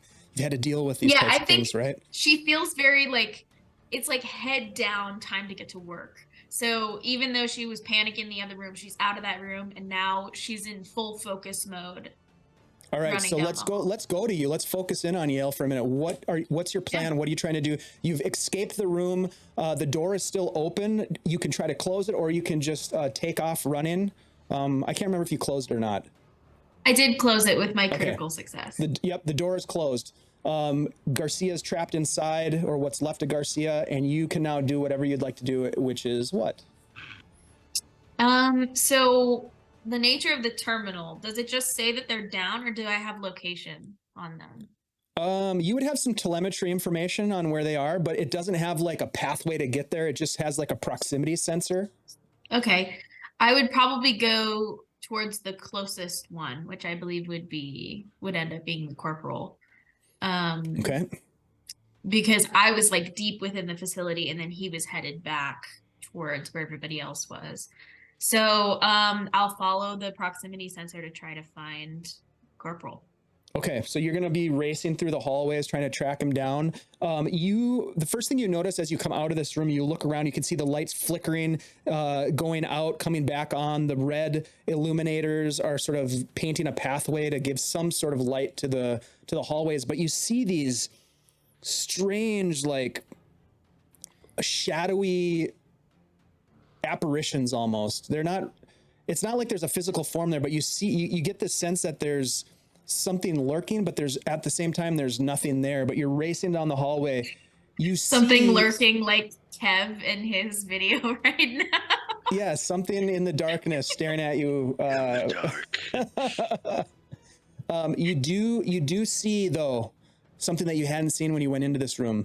These corridors, these sort of metallic corridors with conduit running through them. You know, it's sort of like you can hear your footfall on the metallic floor of this compound.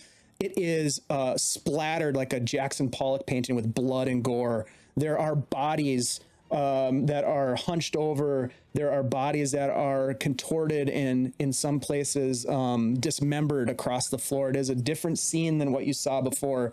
It is as if something has torn through this place. As you race by, I need you to make a body save for me as you're trying to make your way through this gore and some of the obstructions therein. Just a reminder, my body is 12. Oh, yeah. Yay. You have an advantage still? Nope. Could she have mine? That's a fail. 82 is a fail. I would say you could probably give your advantage if you want to. You want to give her your I advantage? mean, you should save it because you might die. There's no good. There's no It's way no to use in prevent death. Yeah, there's no use in death. Go ahead and roll again. We'll use Kev's All right. advantage. Thank you, Bleak, for this moment of cool suspense. That's right. Bleak's been helping us out a lot. No, that's a 33. So I'm going to go with the 82 because it's not a critical failure. Nice. Yeah, you go with the worst of the two. The worst roll. Of course, the 33 is bad, but you go with the higher roll. So the 82. You're racing by, and a hand reaches up and grabs your foot as you're trying to make your way through the hallway. And I need you to make a quick speed check for me. All right, I'm going to use my advantage that Vamp just gave me. Nice. Vamp. Thank you, Vamp. So I'm going to try to be speed. I am speed. I am Lightning McQueen. Be the speed that you want to be in the world. 24. Lightning McQueen. All right, so 24 is a success, but Okay. like I said, I'll use my advantage. So let's see if I crit. Yeah, you could get a critical success here. Nope. Okay, so that's a 20. We'll go with the 24. All right, so 24. So you're racing down the hallway through all this gore. You're looking around, and all of a sudden you feel this hand like reach up to grasp your leg. You do have the initiative. What do you want to do as it's trying to grab you? You shake it off. Do you want to engage with it? I mean, I think with the speed, I'm gonna keep running and try to get out of it. Okay, give me a strength check. Okay. As you just sort of pull your leg away, it stops you and you kind of stumble a little bit. You look down and you can see that there's this body that's like half stuffed into one of the air vents and half outside of it. And it's grasping on you and just kind of looking at you with these menacing eyes. And it's got the black eyes that Garcia had before. All right, that's a success. 21. 21 Nice. is less than 32. You rip your ankle away and you continue down the hallway. Give me a D12 running. roll real quick.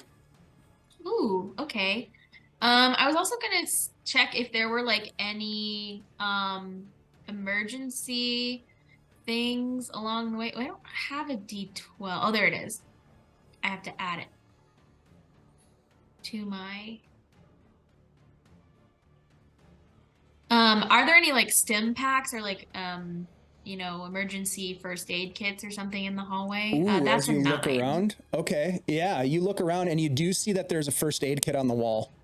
Okay, I'll just swipe that as I'm running. And Okay. then on the D12, I got a 9. So you hear if you recall when you first arrived, you'd been hearing these strange whispers that were some kind of unintelligible, perhaps language of some kind, and you start to hear that again echoing throughout the halls, and you make out a specific message that resonates with you amongst the guttural sounds and the strange non-language sort of chanting or whispering, and it says, "The monolith is the key.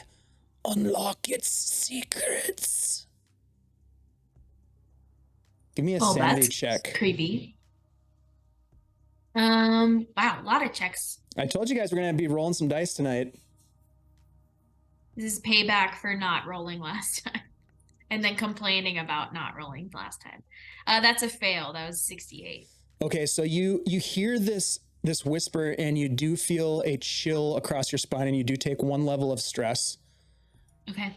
So I'm up to your at total. 7 now. Yep, you're at 7. So you're racing through. Now, where's your intention to go? Where are you headed first? You're gonna head to Corporal. Yeah, Hayes, right? towards the Okay. corporal. Yeah. All right. So we are going to come back to you. You will be able to get there based on your rolls. You had some great rolls there. There were some ramifications of some of them, but you're racing through. You pull out of a grapple that tries to grab you from some of these somewhat dead, undead, maybe alive things that are in the hallways. and we're gonna jump back to Dimitri as these creatures. Well, there's one creature left that is facing down with you. Well, let's go ahead and bring up the I map have one screen here. shot of my shotgun left. Okay, yeah. So this thing is going to try to attack you. So let's adjudicate that first. So I'm gonna roll I think it is a D6 roll. See what it's gonna do. Come on, 5. That's a 2. So that is a oh, this is interesting. So that is another spike attack. Right. So let me roll a combat roll. God damn, I need to roll high for you right here. Here we go. A 59. A 59 fails. Woo! Oh my God. As this tail spike comes for you, you dip out of the way. It's your turn. What do you do? God damn, you're lucky. Mother Russia. One last shot. This is my luck. This is my chance right here. I'm going to. Do you have an advantage? I'm gonna blow this one away. No, I used my advantage last time. Okay. Ooh, This is all I got. So Come on, baby. come on, this is it. What's Come your on, Mother combat Russia. target? What's your combat target? My combat is 46. Okay. I'm gonna get. You can under do this. 46. Yep, you can I mean, totally I do did this. a pretty decent combat. Yes. We'll see what happens. Oh, hold on. We got an advantage coming in from the Bleak season. For Oh, you. Bleak. Advantage. you. Way to go, Bleak. Thank you. Thank you, Bleak. Yes. Thank you, Bleak. Way to make this moment here. Let's see. Oh, 13. yeah. 13. There we All right, go. give it another roll though, because you could get a critical success. No. That was 96. So we'll take Yeah. a 13. Critical fail. The 13 as you take your last no, shot, 96. right? This is your last shot. Last one. This Give is us a my little last flavor. bullet. Give us a little flavor as you Really? blast this thing. You know, I think I'm gonna go with the classic. I'm just gonna say, Dos Vidonia. I'm just blow it away. Yeah, you splatter this crawler all across your ship, and then you look up and you can see the spray paint emblem of a woman sitting on top of a rocket on the side of your ship, and that's when you think of RT. All right, I'll run over there and just try to assess. Put my hands on his shoulder. RT, come on. Is there a med kit, first aid kit on the ship Absolutely, there is. for like Absolutely. crashes and bumps Yep. and things like that? So Yep. like, hold on, I'll be right back. I'm gonna go fix him up. So another thing that you're realizing at this point too, as the immediate threat has been eliminated, is you look at the heads-up display on your visor, and you can see that your oxygen levels are also decreasing because you have also been bit through your That's right. your vac suit. So you kind of are starting to taste this sort of like stale, almost chemical like irony. I guess flavor in your mouth as maybe your lungs are bleeding or something, or you can Okay. tell it's not Well- good. Since the door is closed, can I take my helmet off? There's not enough atmosphere in here to breathe, Okay. even with the Well- doors closed. I rummaged through my belongings, and I do remember I picked up a rebreather from that room. Would that be able to, to assist me if I was like, Yeah, you could rip your switch it helmet on. off. Absolutely, Right. you could do that. I will do that.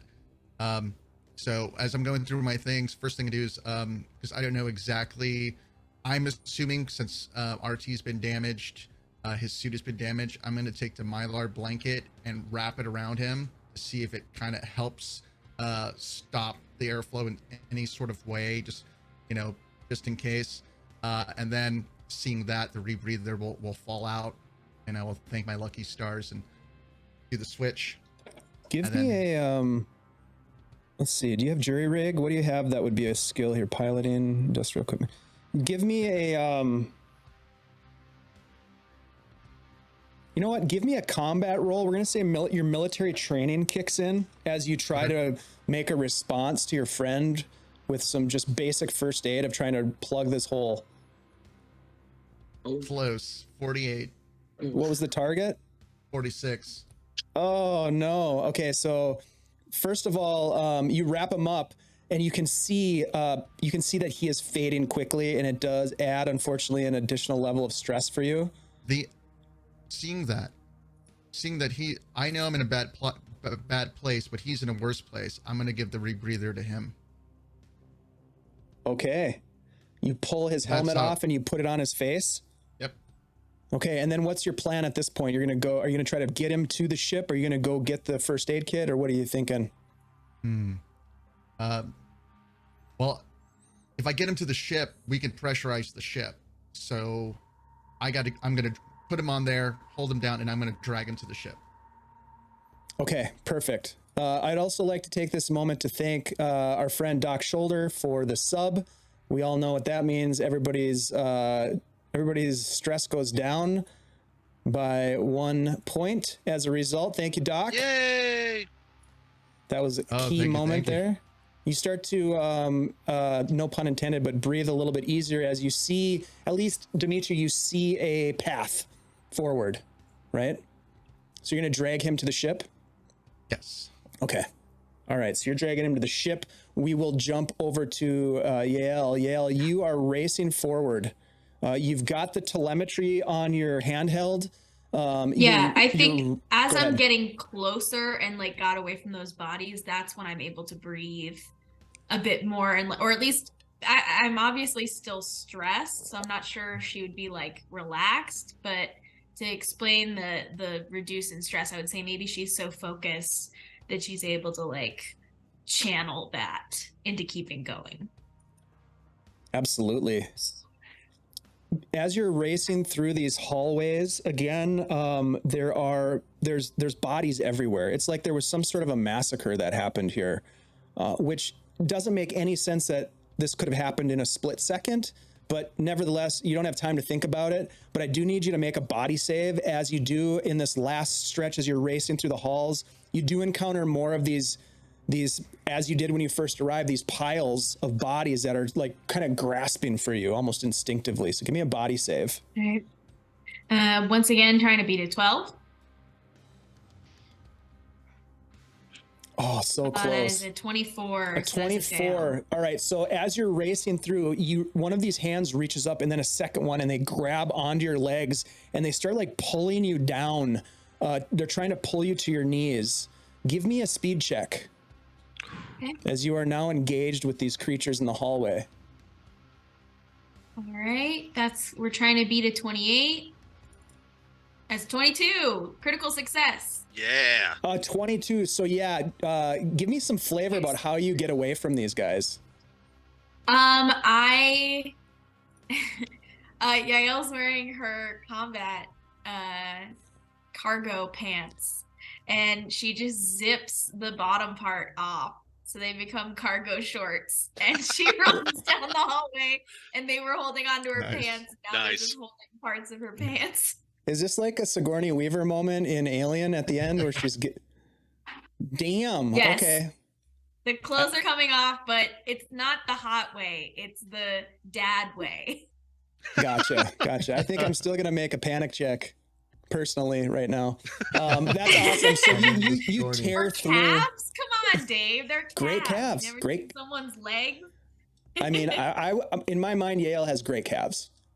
Yeah, she's got good calves. It's Yeah. it's the Krav Maga for sure. It totally is. She's fit. She's fit. So yeah, that's awesome. You tear off the lower part of your zip away pants, and you escape the grasp of these creatures as you make your way towards the where you don't really know where you're going, but you can follow the ping boo, boo, boo, boo of the corporal's life sign monitor. Which is almost flatlining basically at this point. Mm-hmm. You get to a door and you're like, it looks like he's right on the other side of the door. What are you going to do? I mean, she wouldn't know what was going on in the room, so she would try to open the door to get to him. Okay. Yeah. Same kind of thing. You can try to jury rig or try to open the door itself. Yeah, we'll do the jury rig again because that worked really All right. well last time. Give us a jury Do rig I roll. hear anything? Ooh, good question. You listen against the door, and as you know, in these stations, like these doors are thick. Like it's really hard to hear. What you do hear though is you hear kind of moaning, echoing through the hall behind you. You hear a few almost like scream-like noises or howling and pain type noises of people being killed or something. You're not sure. You don't have time for that right now. But you also can see that in the air around you, now that you've gotten to your destination, there's this like particulate matter just sort of floating in the air. There's still dust. Yep. The dust is everywhere now. Hey, thanks for the follow. Sith Thindrill. You know what that means, folks? When we get a follow, that means we drop our stress levels down. So you take a breath, Yale, as I take a breath in, and I'm going to try to jury rig the door. So we're beating 48. All right. I like your optimism. And we're going to beat it because we're all about positive thinking on this channel. That's it. Positive vibes. That's 58, so we don't beat it. Oh no! So you're working the controls, trying to get the door to open. You do gain back that level of stress because of the failed roll. However, of course, it's not that the door doesn't open. It's just that it takes you a little bit longer. And as you're working the door, you look over your shoulder and you can see that there's movement in the darkness. Again, the overhead illuminators are kind of like flashing on and then dropping to darkness, but there's this red illumination above the door.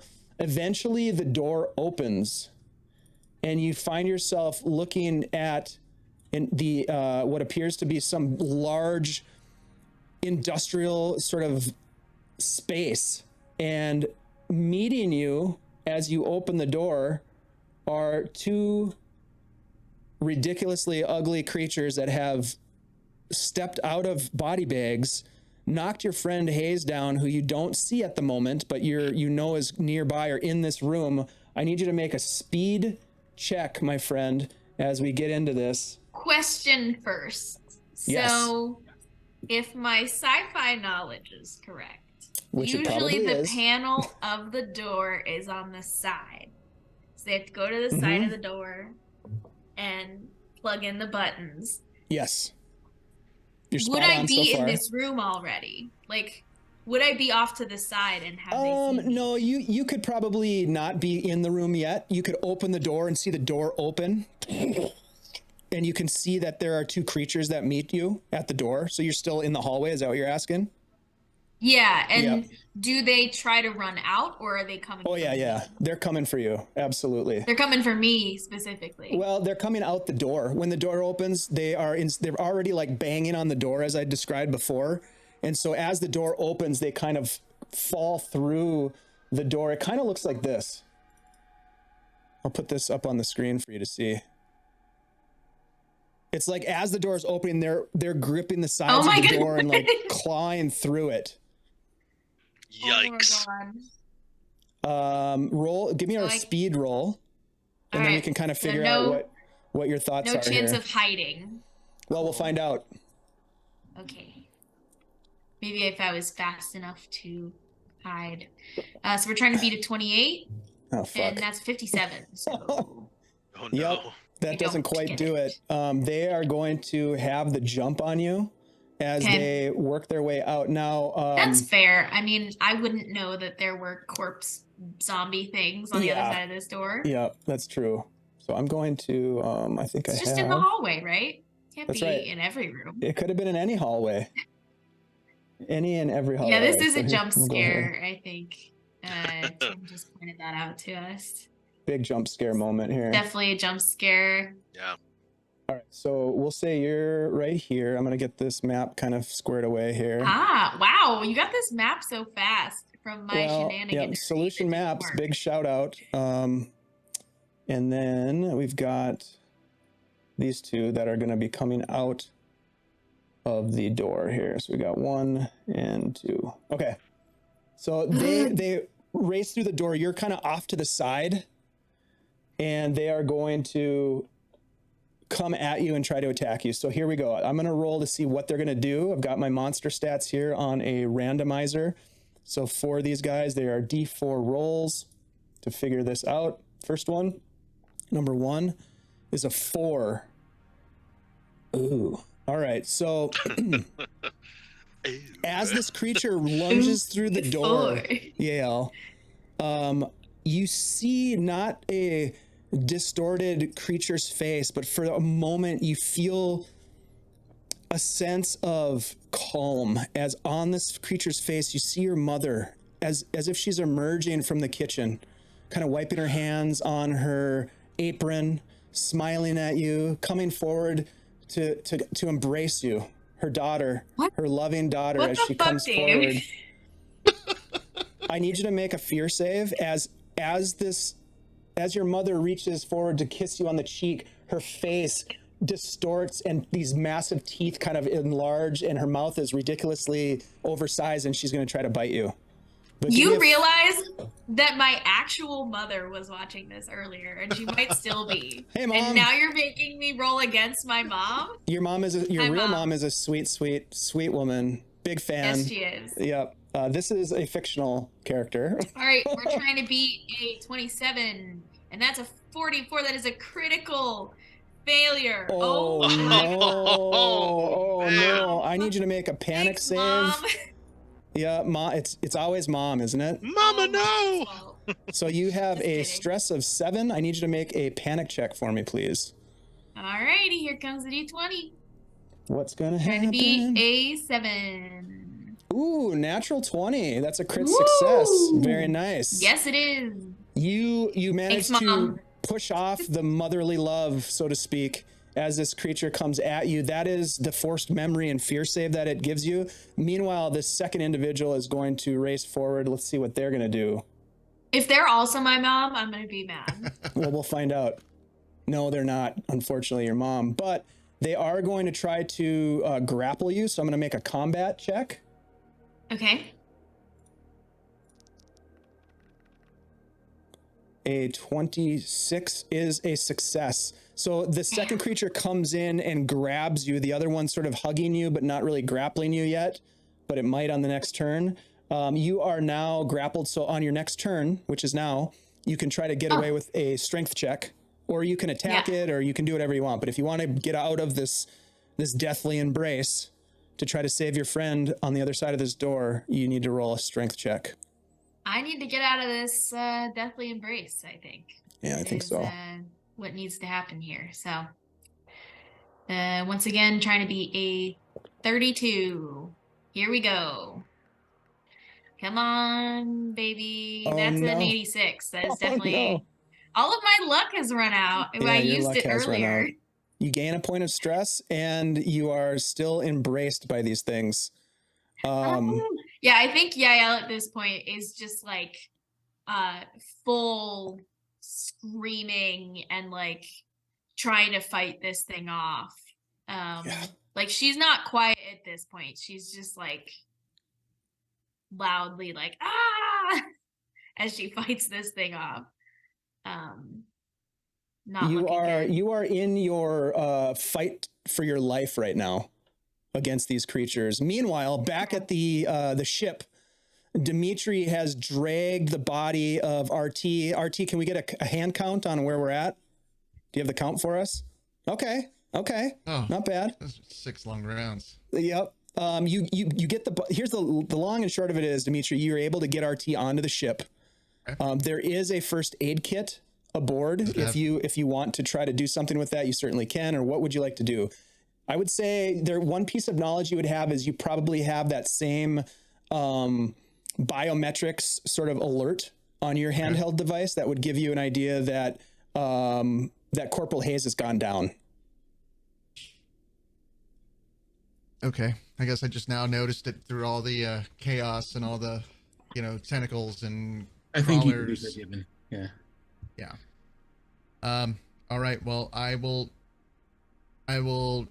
double check. And I'll be like, Corporal Hayes. Corporal Hayes, come on. Cam.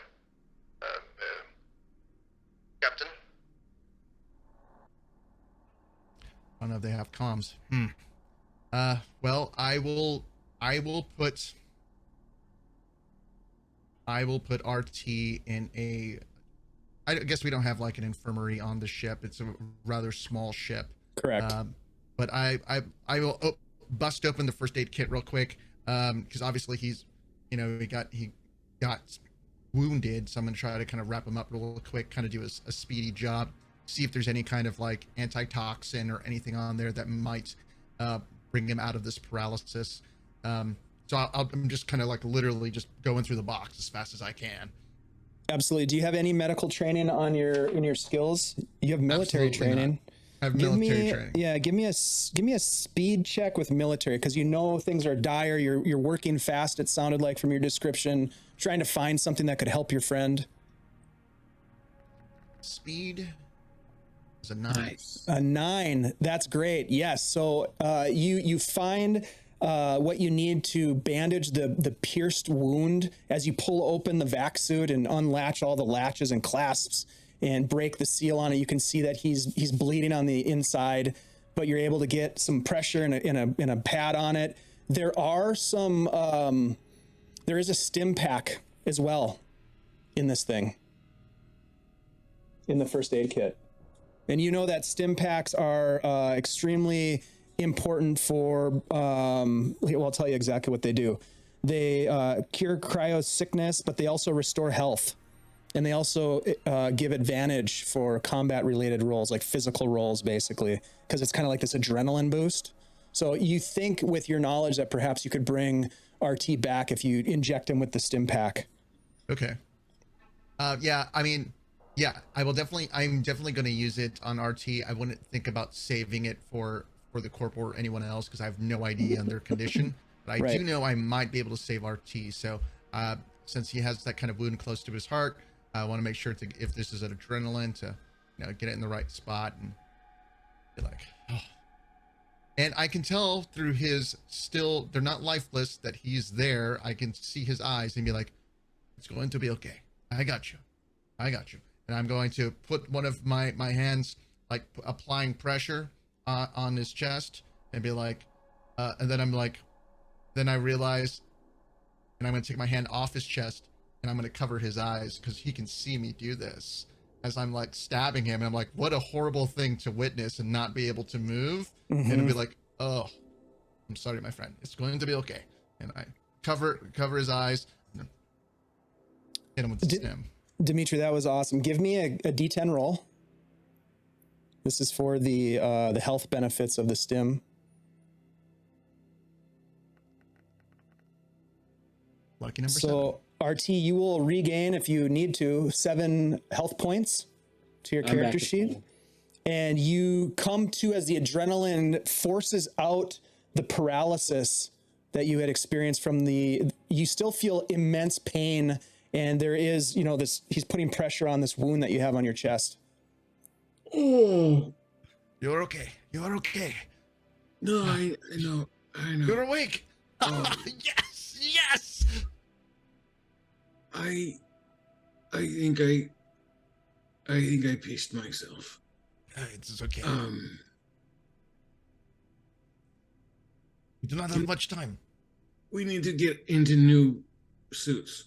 That is good. The crew, they're in trouble. We have to go. Come on, get up. Okay, all right. Right, I'm good. Yeah, let's get some new suits on and head. It's like, Did you get the door closed? here, have some more oxygen. Putting the oxygen to your mouth. All right. You got the door closed. Door's close. Okay. Let's get some new suits on it and head back in. Yes. Get the new suits. Corporal is in trouble. I have not seen Captain, so we must hurry. Corporal's in trouble? Okay. Yeah. All right. I will put a 9. new suit on. Okay. I'll go raid some tools and grab some stuff, and we'll go get him. Is there anything that looks like a weapon on this ship? anything we could like improvise I have a weapon. crowbar. That's good. You do have a crowbar. I mean, I guess I can just swing the shotgun like a, like a metal rod. So I guess we'll I think it would count as a club. Yeah. Yeah, you could bludgeon it. You did see that there were some other tools in the hangar, including a laser cutter. There's probably a hand welder, some sort of like rivet gun type of scenario. Okay. I'll take the laser cutter. I will throw the hand welder to RT. Okay. And when I throw it, the hand welder, I kind of like nod towards a spray paint can. Like, you'll never know. Take the laser cutter. All this old military training is like, I like to sit in pilot chair. Now I'm running around playing Marine. I'm like putting weapons everywhere I can, duct tape, whatever I can find. And just, It's like this. It's like a montage of the two of you like gearing up, as RT is now conscious, and you guys are finding things that you need to go save your friend. Go ahead, RT. You got one more thing. Say it, Dimitri. Thanks for saving my life. we won't have time for that. You could share one of your beers with me when we're done, when we're out of here. Done. Thanks for saving his life, but also thanks to GDTRFB 1995 for the resub, which of course is dropping people's stress down a little bit. Yeah, baby. Which is helpful. Thank you for that very much. We really appreciate you being here. All right, let's flash back to Corporal Hayes. Corporal Hayes. You are in some strange liminal space between life and death. Of course, in this place, the two are hard to distinguish. You have this sense of calm relative to the dangers that you had just been facing, but the voice of your father continues to assail you, even now as you are making your way towards the bright light at the end of the tunnel kind of idea. You see your brother standing there watching you pass, just shaking their head. Why weren't you here? Why weren't you here to save us? And your mother is now standing behind him as she appears, and she's got her hand on the young boy's shoulder, and she's just crying. She's got a handkerchief. She's dabbing her eyes. You have a moment to speak to them as this is happening. I look to Davy. I'm sorry. I had to go away. I had to make my own way. You know how things were. You left us with Daddy. I didn't mean for this to happen to you. I'm so sorry, Davy. I'm sorry. Tears start to stream down my face. They fade into the darkness. And at this tunnel with this light, you see a figure now standing, obscuring whatever lies beyond this dark figure, and you know exactly who it is. You little shit. Left us high and dry. What do you have to say for yourself, Kenny? Your mistakes are your own, old man. We're not to blame for your mistakes, for what you've done. You didn't want to be a miner like your pappy and your pappy before him, then you shouldn't have. You took that out on us, and that's on you. That's on you.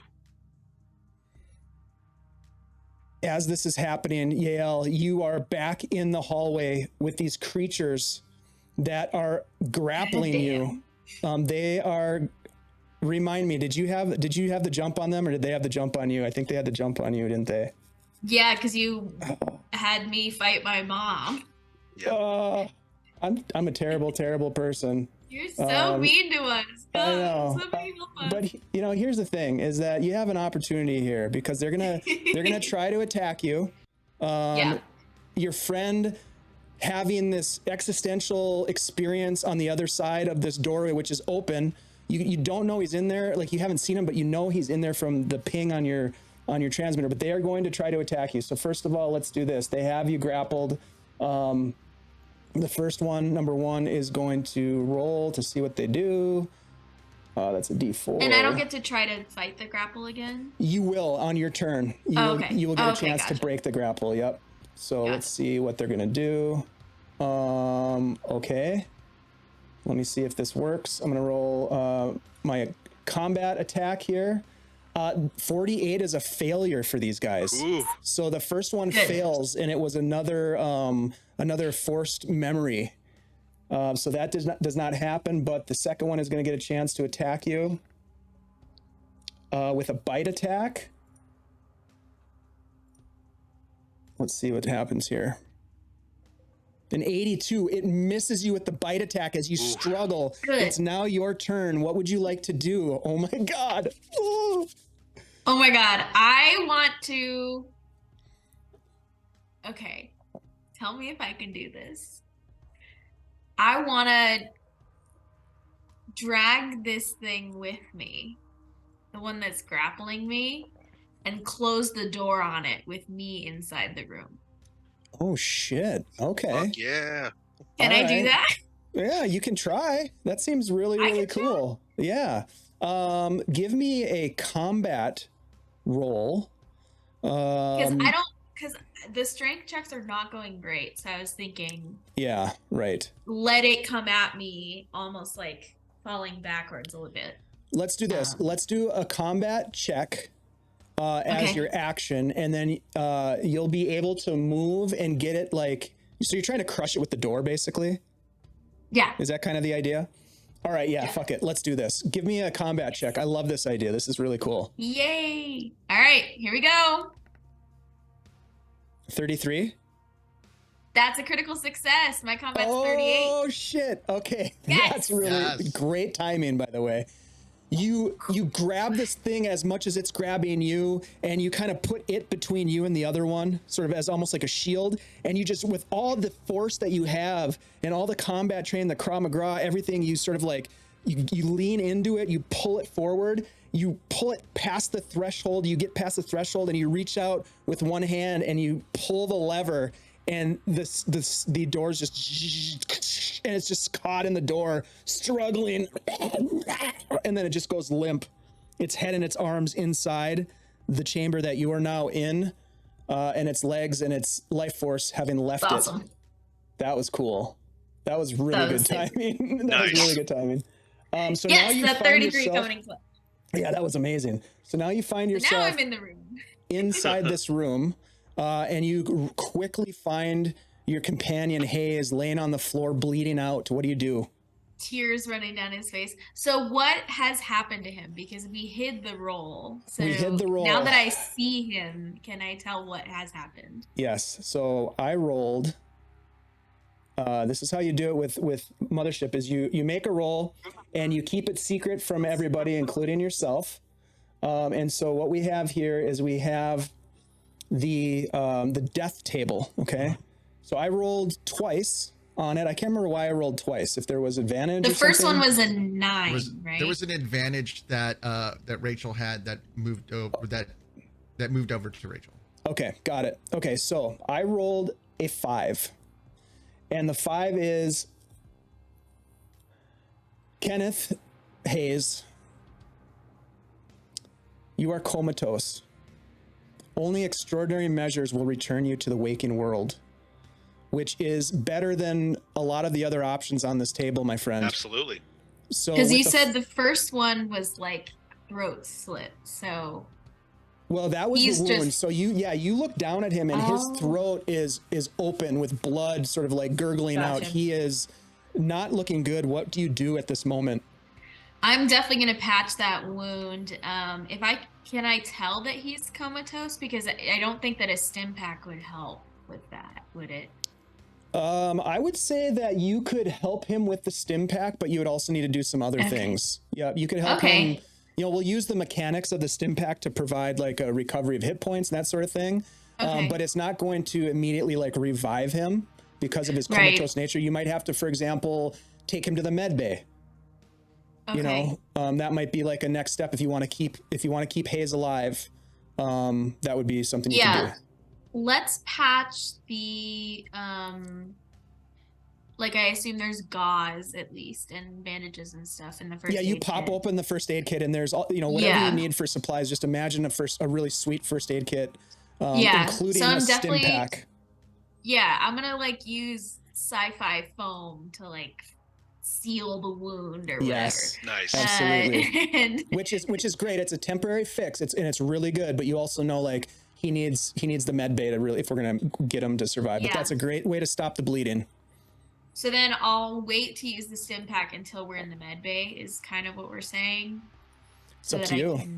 I mean, how much does the corporal weigh? He's a big dude, I think, isn't he? Yeah, he's average build, but he's got all the pack out gear and like a backpack kind of situation. What's he wearing for armor again? Was it just fatigues? Just military fatigues. Okay. Yeah. What were they rolling the body bags in? There's a gurney. There is a freaking gurney in there. I'm gonna get him on that gurney. Nice. I love that idea. That's super cool. So why don't you do this? Roll me a field medicine check, because this is tense. He's like dying. He's bleeding out. You're taking these steps to save your friend. If his armor is destroyed, his military fatigues are destroyed. Like, how much is he actually wearing right now? He's got like this sort of dark box over certain parts of his lower part of his body. It's kind of like blurry. Nice. It's a strange sci-fi thing. Yeah. Yeah. He still has his fatigues on, but they're totaled. Shredded, they're shredded up. They're torn up from the attacks. Shredded, just like him. That's true. So the field medicine check, is that a intellect roll? What is that again? You tell me. What do you think would be the logical role for this? Yeah, because that's like her training and her skill. Mm-hmm. Makes sense to me. I guess it could also be combat because it's like in the moment, but I would prefer intellect because do it. That's easier. Okay. We are trying to beat a 48. Here we go. Drum roll from the audience. That's a 48 exactly. No, so that's typically that would be a fail because you hit the number exactly. Now let me ask you this. Okay. Did you add your skill bonus on top of the 48? Because you have field medicine. Yes. You did. I think so. Wait. With the bonus? No, I didn't because it's an expert skill, so it's plus 15. Yep. So it'd be 63. So you succeeded. Oh. Yep. Dang. Nice. So you succeed in applying the biofoam and putting pressure on it with some gauze pads. You see the gurney and you're able to drag him up to the gurney. I think we should probably have you roll a strength check just to be, because this is, again, things are happening quickly. Luckily, the door is closed. The door is closed. All right. We're trying to beat a 32, and I did not get it. No, what did you critically fail, so I dropped him. So knocks him out of the coma. You critically fail. I try to get him up there. Wait, can I get him on the gurney, but then he rolls off the other side. Exactly. The incinerator. The gurney rolls out from underneath me, and I slam down on the ground. She didn't put the brakes on it. Damn it. And then I fix the brakes and try again. Yeah, with the critical failure, it just takes you a little bit longer to like get him up on the thing. There's no like immediate danger, but he doesn't take any additional damage. But he rolls off the other side and get him back up. Yeah, I'm talking to him, even though he's comatose. I'm talking to him like, geez, Corporal, like, couldn't you have like had a few less oatmeal packs today? Because God, I can't lift. I can't tell if this is muscle. Like, why are you so heavy? What is happening? And she's just like kind of mumbling to herself, but also talking to him in this moment as she's like trying to get him on this gurney. You get him secured on the gurney. You strap him down with some of the straps that are attached to this gurney, and you start to develop a plan. What's your plan that you're going to use to get out of this space? Think about it for a minute. I'm going to jump over to I'm going to jump over to RT and Dimitri. The two of you armed with, what do you guys have? You've got So I'm jury rigging a flamethrower. a flamethrower. I don't think there was a flamethrower available, but there was Welding there's- torch and my paint. Oh shit. Okay, give me a jury rig roll. I love this so much. This is going to be This is interesting. amazing. I've actually Nice. done this before with a lighter and like hairspray. Have you ever done that? Exactly. Yeah. No, not that one. And then what did you have, Dimitri? You picked up a weapon as well, didn't you? Laser cutter. Oh, that Okay. failed miserably. That's all right. You can try it again. You give it a test and it doesn't quite work, but nevertheless, you have these tools in your possession. Yeah, you No, you they're can't. just not working. Yep, it's not working quite the way you think it should. Nevertheless, right. you guys have these weapons. You've got the rebreather on. There are also some additional vac suits that you could put on if you needed to. Yeah, in we're the putting ship. on. Yeah, new we're vac- putting on the vac suits. Okay, so you guys are wearing vac suits. Yeah. You guys make and your I'm, way out. I'm ditching the welding torch and just grabbing a hammer and my crowbar. Okay, you've got a hammer and a crowbar, and you've got a laser cutter, Dimitri. You make your way again, similar, using the telemetry on your handheld to track your way down to where Corporal Hayes's body is located. And as you come around the corner, you see that there is one of these creatures. Actually, first of all, give me this. Each of you do a body save. As you're making your way in through the hallways, the lights are dark. There's the red glow from the overhead illuminators. There's blood everywhere. There are bodies, and some of the bodies are writhing and moving on the floor as if trying to grasp you. So give me a quick... Are there any flares or anything? I mean, I figure on a ship, if it would go down, you would have flares to like let people know. Yeah, you'd have some flares for sure. You would right. have give me a D4 roll after, and you'll say how many flares you're able to grab in a hurry. RT, did you pass your body save? No, I passed my buddy. you passed yours. Okay, so you get delayed a bit as these creatures are grabbing you, but because you have Dimitri there, you're able to pull yourself away. You have 3 flares in your possession, Dimitri. And you turn the corner and you see against the door, you're close to Hayes, and you see this creature banging on the door in front of you, not taking notice to you. Just each of you give me a combat roll. It doesn't have any notice that you're even there. Oh, hell yeah. RT's right. mad. RT, narrate to us how you put this thing down. Okay, so he's just kind of fed up and upset. And so he's gonna walk up behind this thing as calm as can be, use the hook of the crowbar to hook its chin, pull its head back, and smash its face in with the hammer. Yeah. Oh my God. I love that. Yeah, you crush it and it just drops to the floor, motionless. The two of you stand in there. You can, what I would like you each to do is each roll me a D12 real quick. Okay. There's my D12. And I should probably get fear saves from you as well for the gore that you encounter, not expecting it. So a 7 for Dimitri and a 10 for RT. Yeah, give me a fear check. Fear check.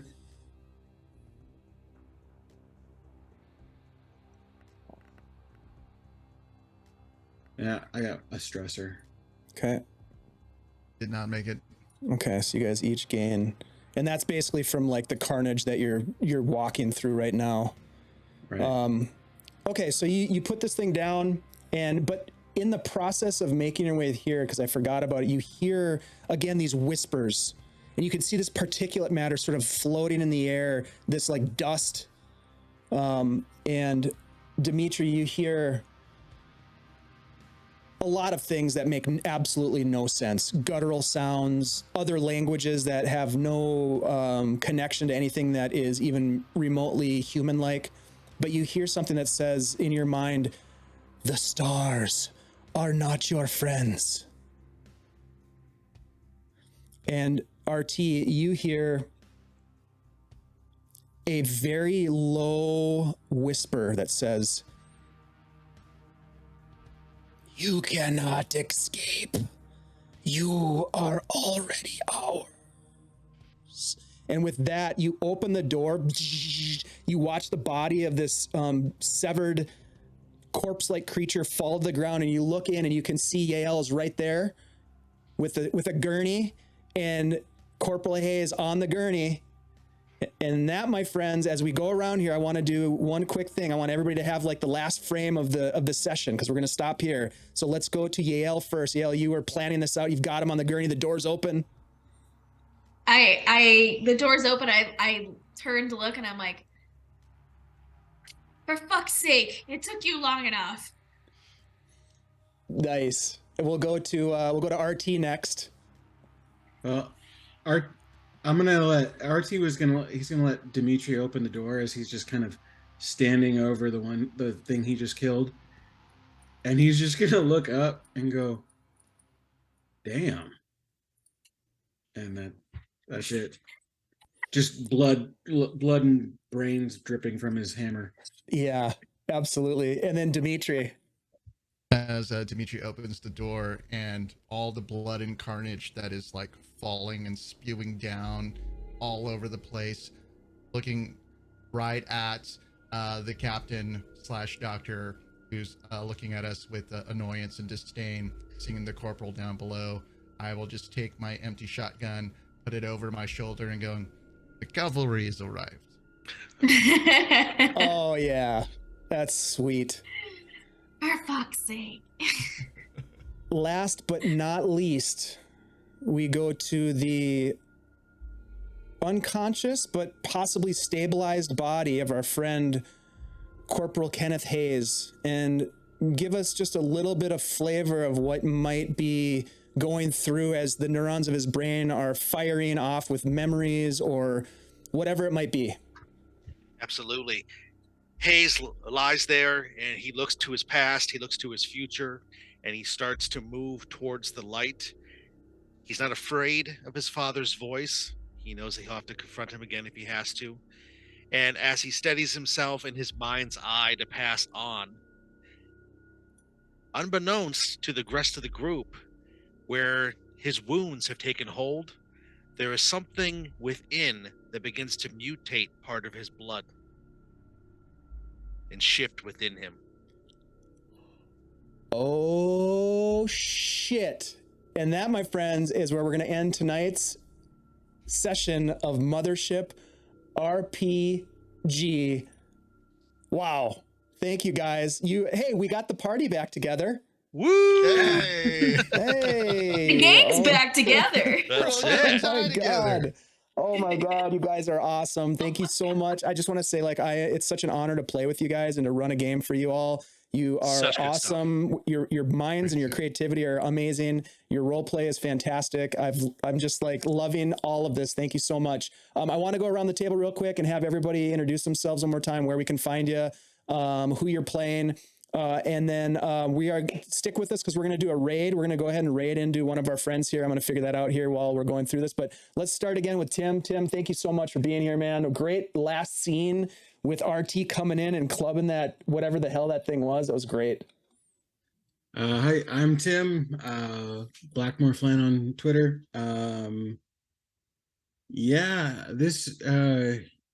If you've watched the previous episodes of this is the least amount of talking I've done in any game ever. But it was loads of fun. It was great. Great to be on the sidelines for the majority of it, but still like waiting for the anvil to fall.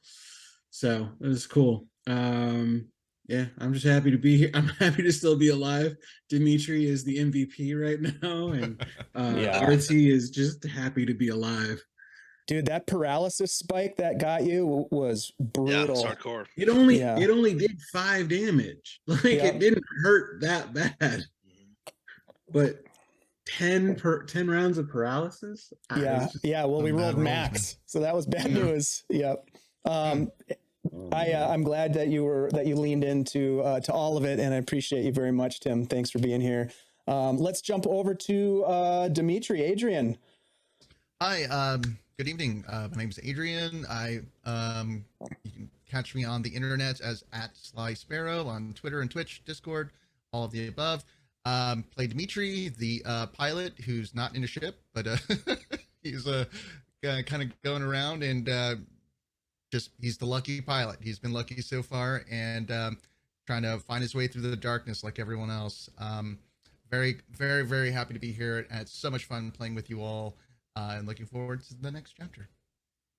Thank you for being here. I just love that, the shotgun and like just the vibe that Dimitri puts off. And he's definitely got some awesome one-liners that we're going to have to make sure we clip so we can save those for posterity. Thank you so much, Adrian. It's great that you're involved with this project. Let's jump over to Rachel. Hi, Rachel. Hey everyone, I'm Rachel, aka Arya Galaxy. There's socials and there's things down there. I'm too tired to mention them. That was an intense session. Super great job to everyone all around. We're gonna get started on that cookbook right away with 2 recipes and beer, I think. And yeah, just a really great time with everyone. I just want to plug the Discord. If you're new here and you haven't joined our community yet, please do. I just joined in October. I've done a few short games and a couple longer ones like this, and it is absolutely the best. So I cannot recommend it enough. It is the most accepting, wonderful community that I've been in, and love you guys. Can't wait to play next week, and hopefully we live. Oh my God, you are so sweet, and thank you for just representing our community like you have. And then here I am, like turning your mother against you in the middle of the game. Yeah, and, shout out to my mom if she's Mom, you're there. the best. Yep, no, we know you're a big fan, and we appreciate you playing along with this. But yeah, thank you so much, Rachel. It's just a pleasure to play with you. And last but not least, Kevin, my man. Hello. Yes, I'm Kevin, found online at the socials at KevRan Games. And tonight I played Corporal Kenneth Hayes, maybe for the last time. Who knows what might happen? But this was an absolute joy. I will be back tomorrow in the new Ovard game that will be premiered tomorrow night. It's super awesome. I play a completely different type of character, fun-loving little dude, so that's a lot of fun. And more stuff is coming up. I'm also the game master of the Game Night Heroes podcast, where we do audio stories kind of similar to this. And there's some new things we got coming up as well. So we're happy to be here. Thanks so very much, everybody. This was a lot of fun playing with you guys as always. So thank you. Dude, Kev, thank you for bringing that really tragic backstory. I'm going to say this, like, you are like the king of tragedy when it comes to backstories. I've seen you in a couple of our games here, and you go dark, bro. It's dark, bro. And I love it. Well, I'm a writer, so yeah, no, it's perfect. I loved it, and I felt felt like how dark the fairy tale game was. Oh my god. Yeah, that got intense. That's true. Exactly. But I felt like there was a palatable like emotion when you were describing that, and yeah, I mean, it's just it's an honor to be able to play with you guys because you bring that every time and lean into it. So thank you for that. My name's Dave. You all know me. I play games, produce games, run games here on Guild Superior. Please come over and check out our Discord. As Rachel said, we'd love to meet you and get to know you better. And hopefully someday you'll be even joining us around the table. We have a lot of great stuff coming up this week that I really need to plug. As Kevin mentioned, Dungeon Mr. Ty is coming back for the second episode of New Avarden Terra Forma tomorrow, which is going to be absolutely ridiculously good. So please come back for that. That is a game that Ty and his team created. So it's an indie game, really fun, really cool world to play in. Tuesday, we're coming back with Heroes of Greyhawk. Boy, that was a fallback. Heroes of Greyhawk with my good buddies. We're playing kind of old school D&D and running through some interesting old school modules written by Gary Gygax. So we're having fun with that. Wednesday, we have a very special and ridiculously dark. Could it get darker than this? We've got Morkborg on Wednesday. Ooh. Yeah, we've got a Morkborg one-shot. Dungeon Mr. Ty is running that one. Tim is in it. I'm in it. Captain Rouge is in it, and Hanker Infernal, Brandish Gilhelm. We're gonna have a great time with that. I don't know what to expect. I have never played the game, but it's really dark, and my character has I would say a demonic birdcage. Yep. Which is kind of weird. And then Thursday, we'll be back with more Shadesong. A lot of great people in that game. So you're going to want to check. We have a lot going on. So check it all out. Busy week. It's a busy week. It's a busy week. We're going to go ahead and raid into our friend, Darling Creepshow. Please give Darlene some of that good old-fashioned Guild Superior love.